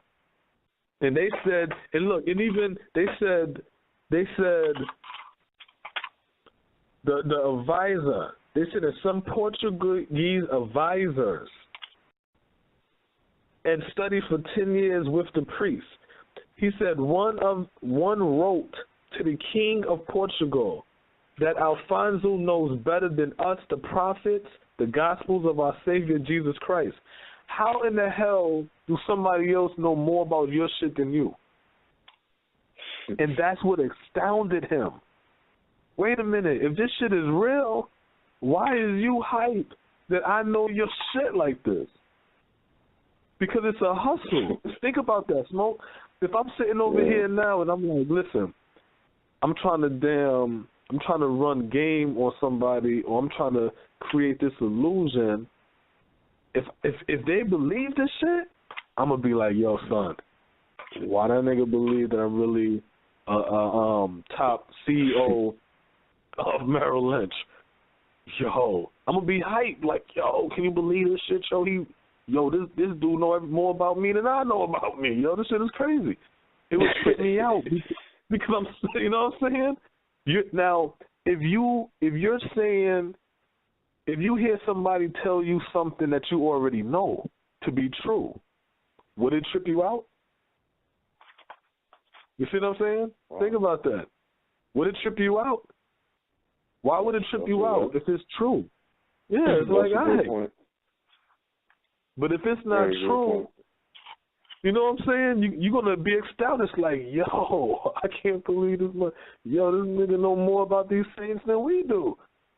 He know more. He's sharper than us. If you came down here, Your Highness, you would be amazed to listen to this guy talk this shit that we taught him.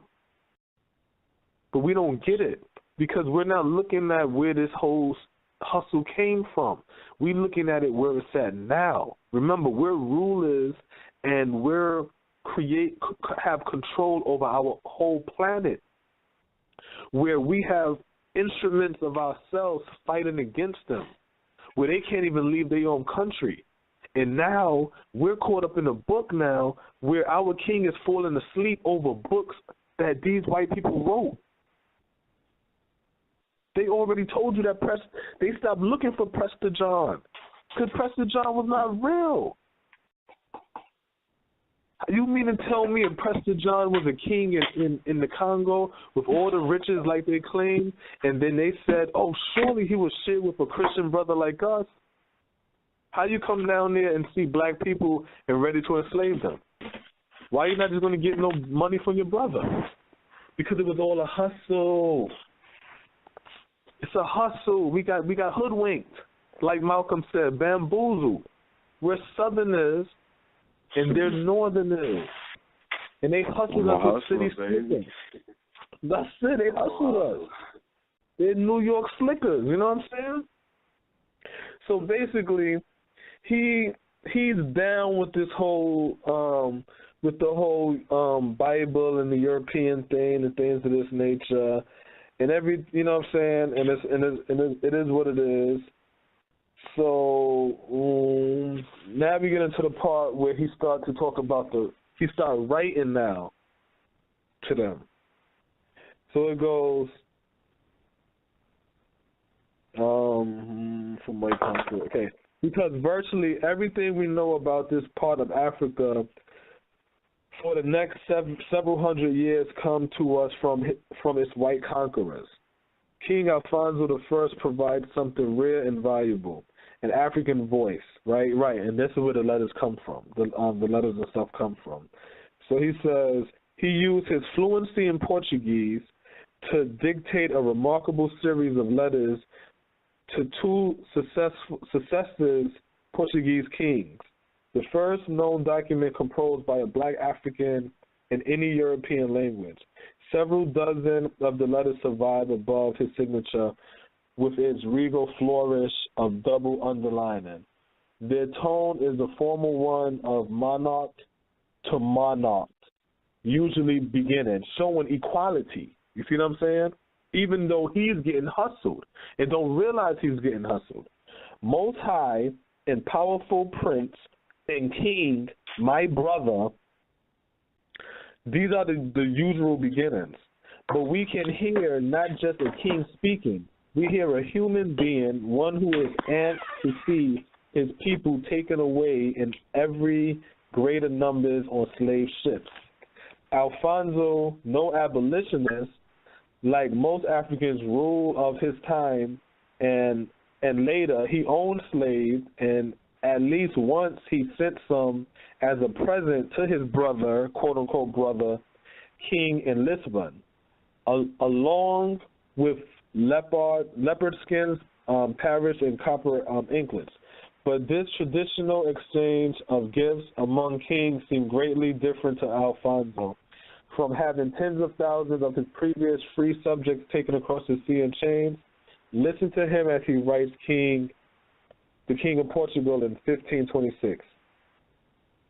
Each day the traitors are kidnapping our people, children of this country, sons of our nobles,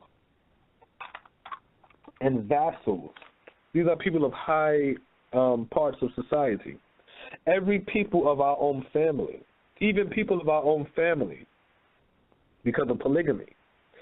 This corruption, well, to be clear, not because of polygamy, but because it was polygamous activities and they have a large family, they was even getting caught too. This corruption and depravity, depravity are so widespread that our land is entirely depopulated. We need in this kingdom only priests and school teachers, and no merchandise unless it is wine or flour for mass, because he's still caught up in religion. What is the topic? Superstition, religion, or black power? How can you have black power if you still have religion, which is these stories made up by these white people? So now he's saying, he's trying to stand up and say, yo, y'all depopulating our land, our population in the Congo. We need in this kingdom only priests. That's the religion. So he's trying to talk black power, but he's telling you, but we need only priests here, school teachers to educate the people. We don't want any more merchandise. So no more selling our enslaved Africans for no merchandise. We don't want that no more. Keep your merchandise. We're good. Just give us your priests, your school teachers, and then says that only merchandise. So you're still going to be selling me merchandise. It's going to be wine and flour for mass. What is mass? Because the priest is here and the churches is there. I'm still caught up in religion, so how can I have black power? So it said, it is our wish that the kingdom not be a place for the trade or transport of slaves. So now he's trying to stop this, but it's too late. They say later the same year, here's another letter. Many of our subjects eagerly lust after Portuguese merchandise. Ain't this the same thing going on in black communities now? You see what I'm saying? Looking for the merchandise of other races in our communities. We were gunning niggas down. Everybody coming in selling shit to us. And what we do? We sell drugs, kill our own people, and all that shit, right? To get their merchandises. And go to church. And pray to God. And thank God. And we stay with the, and then wonder why we can't come together or why we can't rise up as a people and all that. You cannot have black power and religion because the religion kills the black power. And we're going to show that some more. Black power is if you're going to have a religion, your religion has to be black power. Straight up. Black power is the religion. Word. Many of our subjects eagerly lust after Portuguese merchandise that your subjects have brought into our domains. To satisfy this inordinate appetite, they seize many of our black free subjects. They sell them after having taken these prisoners to the coast secretly or at night. As soon as the captives are in the hands of white men, they are branded with red-hot iron. So basically what happening is, and I'm pretty sure a lot of niggas out there can relate, basically you clunk your brother upside his head, tie his ass up, you get a good 10, 20. At nighttime, you ship them out, put them in some vans, drive them to some white man, say, listen, we got some niggas right here. You can put them inside the prison system or some shit. And then Give me some Jordans. He give you some Jordans for 20 niggas. So now it's a panic because you sitting out there and you scared to send your son to school. You're scared to have him come out. You keep your daughter in the house because you like, yo, these niggas is crazy. I don't want you to get kidnapped. Just like what they do with the sex trade. I don't want you to get kidnapped and you end up missing. And now we got kidnapping going on, and we got the before the Crime Watcher show where it's like, you know, where's the kidnapped kids? That was going on in Africa. Because niggas got so, they said because of the inordinate appetite that we had for what the white people were selling us, that we was blinded to see that us enslaving, or not even enslaving, that us selling each other to this white man for pots and weave and Jordans and chains and guns and you know what I'm saying, and shit like that, and PlayStations and flat screen TVs. Whips and chains. See, because we got a thirst for that shit, we would trade on our brother. We would kill our brother. We would rape and harm our sister. I put them into sex camps and kidnap babies and all kinds of stuff, just so we could get money, so we could buy merchandises that we don't buy, other races buy. So this is the same program. Ironically, they did the same thing to the Chinese man with the Opium Wars. The Opium Wars was when they have us enslaved and they get the sugar. The white people in Europe got addicted to the tea. So they got the sugar coming from the islands, the tea coming from China, and they got so addicted to the tea that Europe gold ended up going to China. That's why Europe ended up taxing America for the tea. And that was the whole Boston Tea Party shit. And that's why they threw the tea overboard. Because they said no taxation for representation, because they was like, yo, you trying to take more money from us? For what? Because Europe was addicted. There was addicts. There was druggies. And they pushed it with China. But then what happened was Europe ended up taking the heroin, or the opium, and giving it to the Chinese. And then the Chinese end up being addicted to the opium, and then they end up, you know what I'm saying, like, they wanted the opium. The Chinese tried to keep the opium out, and the Europeans was like, nah, you get a free market.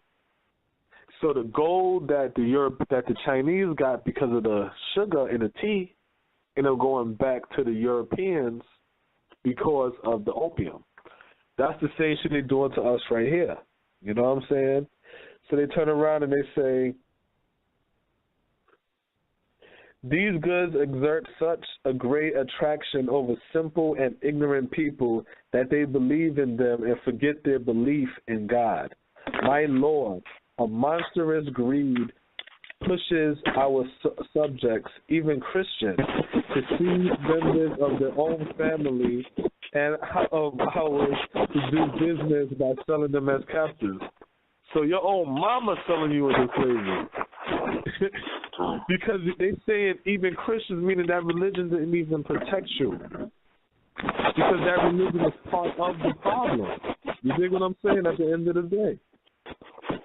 So it is the problem. It is the problem. So he goes, while begging the Portuguese king to send him teachers, pharmacists, and doctors instead of slave traders, Alfonso admits that the flood of material goods threatened his authority. So as long as these crackers keep sending more of this fucking Gucci and Prada and weave and gold teeth and baggy pants and guns and beer and liquor, you know what I'm saying? They're like, yo, here's some Ciroc. Nigga, damn, Barack, you didn't let the Ciroc come back in, Barack. And it's like, nah, yo, it's killing our liver. We're gonna uprise. We're gonna revolt. We're gonna fucking run you out from being king. So what happened is, while the king Alfonso like, yo, chill with this shit, yo. The white man, you know how the devil do. He go up to you and he like, yo, Smoke, how much you like your brother? If you tell me your brothers, I give you this new laptop. I give you this fucking iPhone. I give you this goddamn. I give you this Benz laptop. You know what I'm saying? But like, shit, you know what? The laptop look good. Mine just got cracked. I mean, shit. How many brothers do I need? I mean, goddamn, you know what I'm saying? Do we need? You know what I'm saying? Shit. And that's what's going on. And that's it. Now you got a laptop and your brother is in slavery. So then they turn around and say, Alfonso admits, so it threatens authority. His people can now procure in much greater quantity than we the things we formerly used to keep them obedient to us and content. So the reason why the Africans was obedient to the king because they slowly dished out the goods. The white man opened up a back door, and he like, yo, you ain't gotta listen to your king, listen to us. We'll get that for you. So that's something you have to understand. You got to pay attention to in leadership. When you have a black organization, you have to also say to yourself, you got to watch those back doors because that's where this white man going to come from. So if you have a black leadership or organization, or you listening to black people and they're talking about upliftment, and they're telling you about killing police, or they're telling you about we need a, you know what I'm saying, don't buy property, don't work for the white man, and live out in the fields and the forest to stay off the grid, and all these other words, you got to say to yourself, that's not real, that's not practical. That's not real, that's not practical, that's not going to free you. So why would you tell me that? You see what I'm saying? Why would you tell me that? The way you ain't got to work. I mean, I always say that, man. It's just something crazy. You know, it's that's not going to work, man. So you're living off the grid. I mean, you know, I can understand certain things, but we be having some crazy solutions. It's so crazy. And this is going to be a little shot at the damn Moors and with this right here. So now we all caught up in the whole, we all caught up basically in the Europeans' bullshit. They say Alfonso's lament was persistent.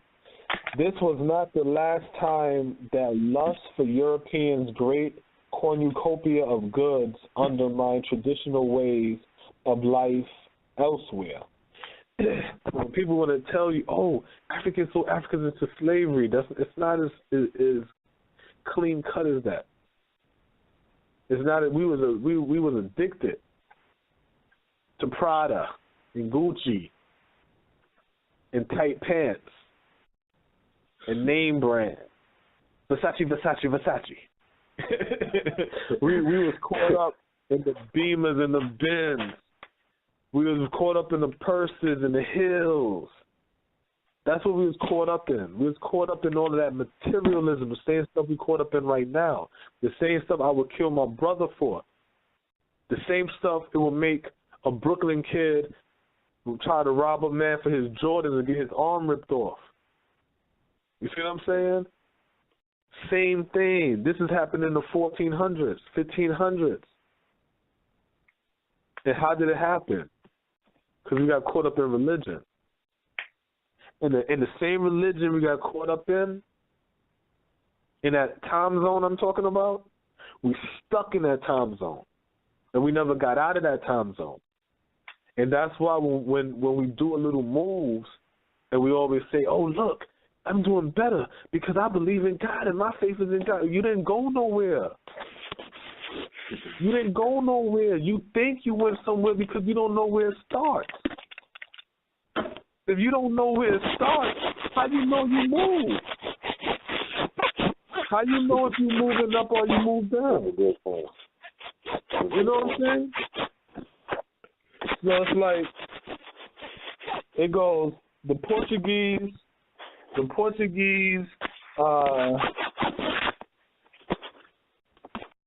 it says the Portuguese king showed no sympathy.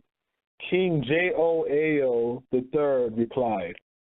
So this is him. This is Alfonso writing to the king. This is the same Portuguese that wanted to, the same Portuguese that they're writing to. Just to read back, right? They said this is 1491, right? When he started writing, this is in like the 1500s now, right? 1526. So he goes, the chief, the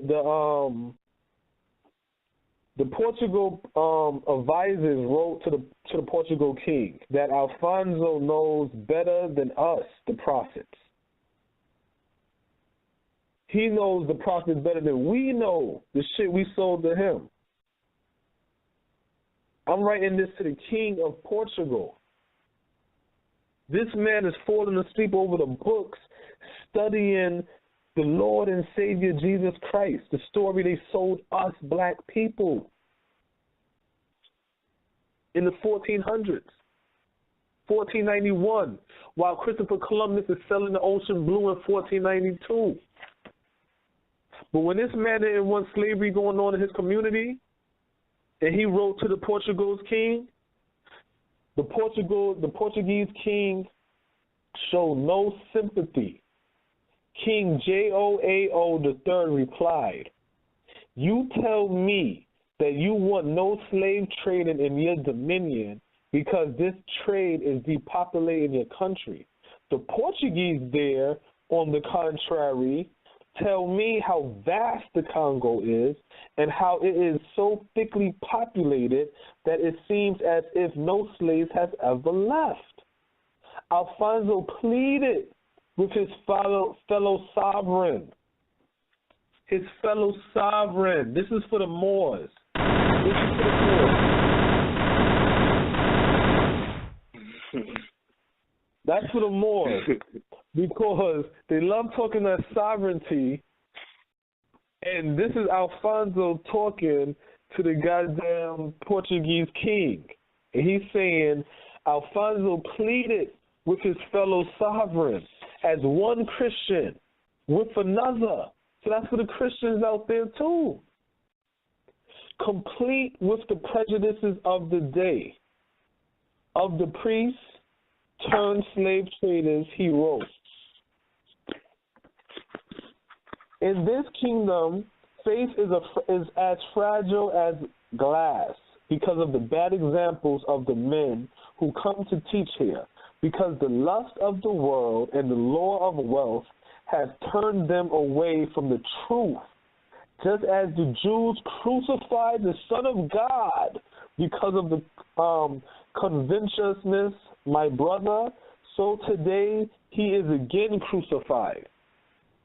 The only person that believes this shit is you, Alfonso. That white man don't believe that story. That white man don't believe that story. He made the shit up. He made the shit up. You see what I'm saying? Once again. He made the shit up.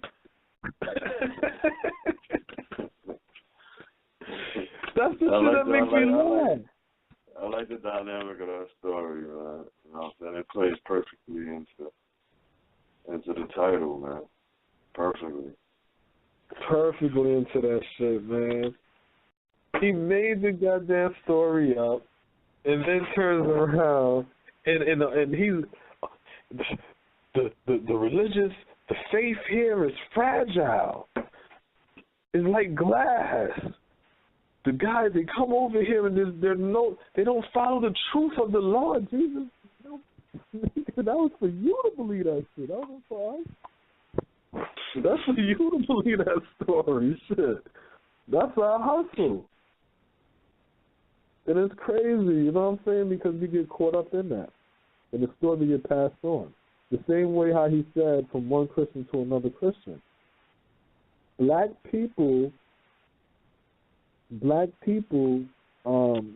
women converted to Christianity because they believed in the Christian story that a Christian cannot oppress another Christian. And that's why black women converted to Christianity. And converted their children to Christianity, hoping that, they won't. You know what I'm saying? You have another situation with the God story where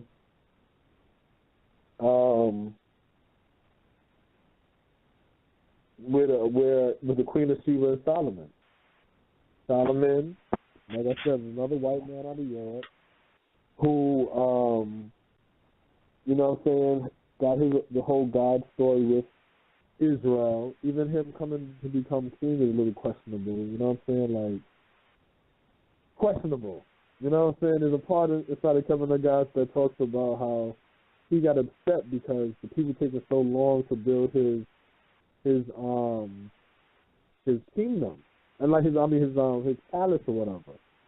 You know what I'm saying? But you got to remember, the Queen of Sheba, she's a queen in Ethiopia, Axum Kush. This is a queendom, and this is a long line of queens, or they would call them Candaces, right? Why are you now building a palace if you come from some royal shit? y'all creating y'all shit as it goes. Y'all creating it. Some bullshit. It's all some bullshit. It's all bullshit. So then it goes I just want to get into the whole. You know what I mean? Pisses you off, really. Yeah, because we stop and we believe it, and we stuck on it, and it's like, yo, Star Wars is just a movie, right? Star Trek is just a TV show, but guess what? You got Trekkies, and you got people that speak a Trekkian language, and people that dress up and have a whole community of Trekkies. That's a religion. That's how it works. It's a story that you believe in to the point that you want to be a character. And guess what? The Trekkies, when they have their kids, I'm pretty sure they involve their kids in that shit. So when it comes to the Queen of Sheba and Solomon, the Queen of Sheba, she says, how thy voice doeth pleaseth me, and how greatly do thy works and the utterance of thy mouth delight me. Tell me now, who is it rightly for me to worship? We worship the Son as our fathers have taught us to do, because we say that the Son is the King of the gods, and there are others among our subjects who worship other things. Some worship stone, wood, trees, some worship carved figures, and some worship images of gold and silver. Solomon tells her, yo, you need to worship God. You should worship God who created the universe, the heavens, and the earth, the seas and the dry lands, the sun and the moon, the stars and the brilliant bodies of the heavens, the trees and the stone, the beast and the feathered fowl, the good and the evil. Him alone we should worship in the fear and trembling with joy and gladness. For he is the Lord of the universe, the creator of the angels and man. It is he who killeth and maketh to live. This is his whole spiel of who God is. She turns around and say, I will not worship the Son, but will worship the creator of the Son, the God of Israel.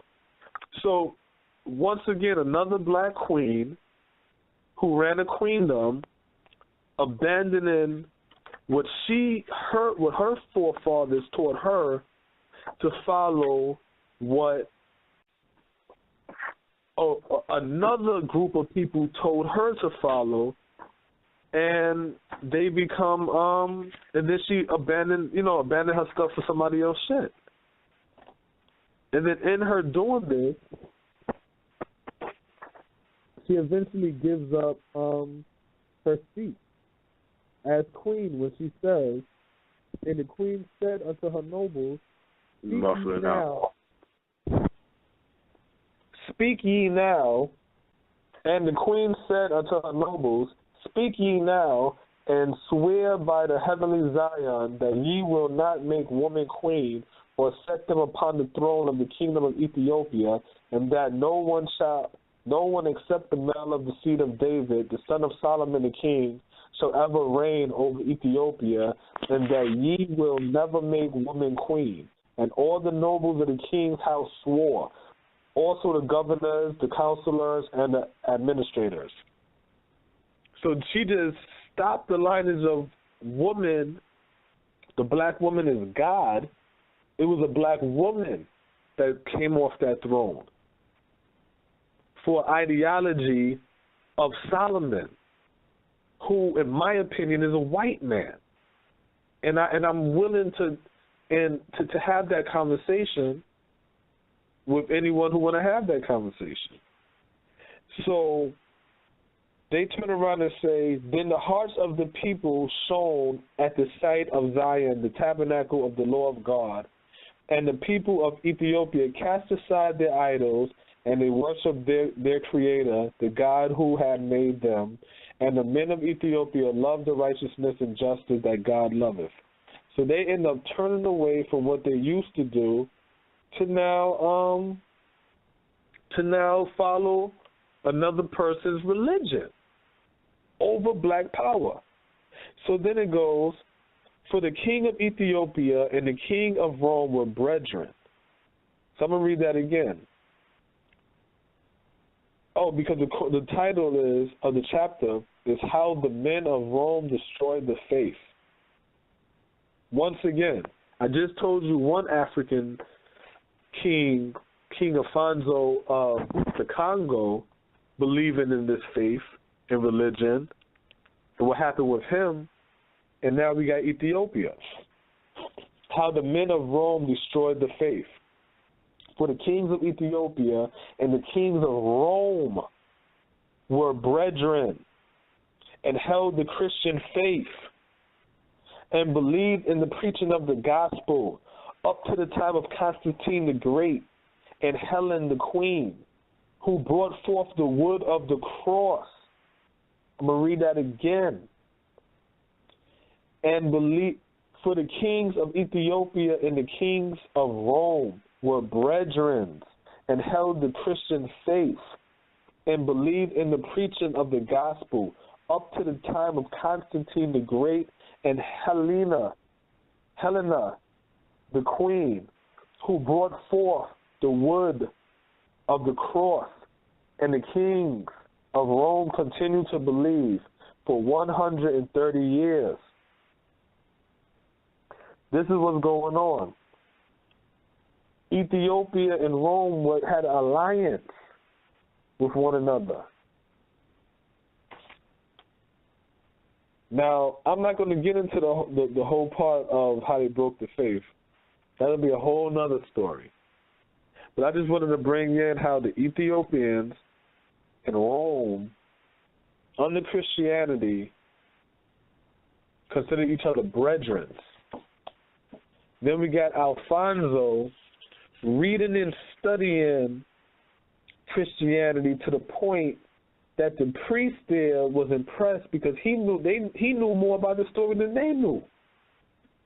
And then when he writes the king to tell them to stop with the slavery trade in his kingdom, the king don't even acknowledge that that's a Christian brother.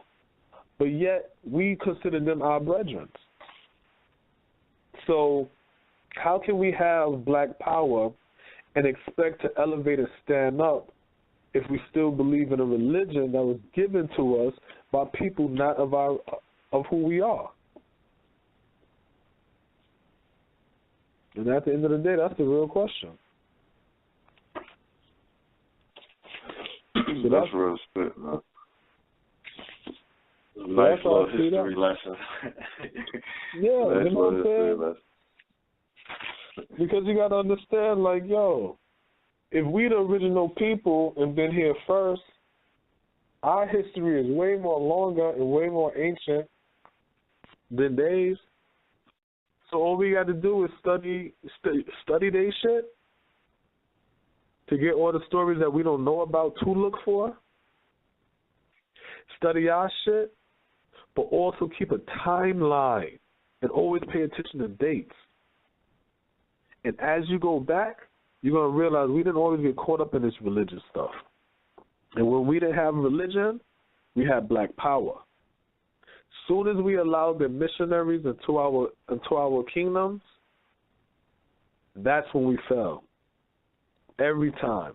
That's when we fell. You see what I'm saying? So that's the whole that's that part of the story.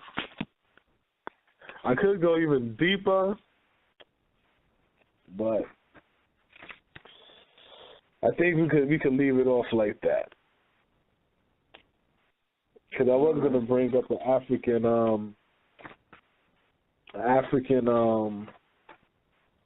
kingdom from the destruction of black civilization, who told his people, don't let no white people come inside here. If the white people come inside here, then that's going to be the beginning of the end of the kingdom. And after a certain amount of time, they said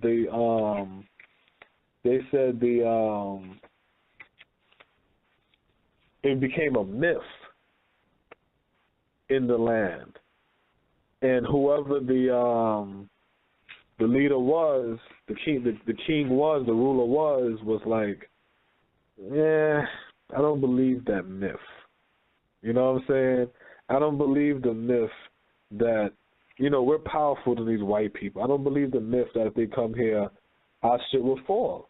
And he allowed them to come in, and it fell. You know what I'm saying?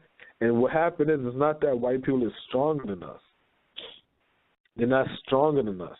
It's just that they're cunning. They're very cunning. And because they're coming into the game knowing that they're playing to win, they're coming into the game knowing that they're coming to take something from you. So you don't even know you're a Vic. Like we'll call you on the streets. You're a Vic. So when I see you, and I'm looking at you, and I'm like, yeah, you a Vic. Come here. Hey, what time is it, sir? You looking down, looking at your watch. But I told you, I asked you, I walked up to you and asked you what time it is because I want to know, I want you to be distracted. That's how they do us. Every time you see them, you need to be unaware, be on point, and say to yourself, yo, what you up to, white boy? What you up to, white woman? Hi, how you doing? Here go us. Hey, Miss White Lady. Nah. You need to be looking at her, too, like, yo, what you running up on me for? I don't trust none of y'all, because I know you up to no good. History shows me that. So we get caught up in a religion. We told you the last show was dealing with the minstrel show. And what's the stuff we added in? Our religion. So can we have religion and black power? I think history tells us the answer to that. And I feel like that answer is no. So that's in Black America with your man Rasta B and Smoke. Tune in next Friday and Saturday, where we'll discuss some more topics, give our point of views, come to solutions and realizations. Open your eyes up, give you different perspectives. So when it's time to have questions answered, we can just try to figure out what it is that we're trying to do. You know what I'm saying? So at the end of the day, you know, let's try to question what was given to us and to believe in, and let's try to build upon what we want to do and how we need to better ourselves based on the circumstances that we're in, your individual circumstances, and based upon how it's working for you. Not having religion, you're not going to automatically say, oh my God, I think I'm going to have the urge to kill somebody now because I know. So that's the whole thing. Can we have black power in religion? I don't think so. If you disagree, you can hit us up on Facebook, in Black America, Twitter, in Black America, or in Black America Radio, I should say. Leave a comment below. Call next week. You can bring up any topic that we brought up. That we mentioned from the archives. We can bring it up. We can still have the discussion. But until then, see you next week. I'm Mr. Black Talent 357. Present the ultimate Caesar Kalonji mixtape. From then till now, bust it, make them hear. Black Talent Sound 357, you don't know. Rise to the occasion, look at yourself and say you're strong. No one can stop you, oh yeah. Rise to the occasion, go ahead, you know you're strong. No one can stop you.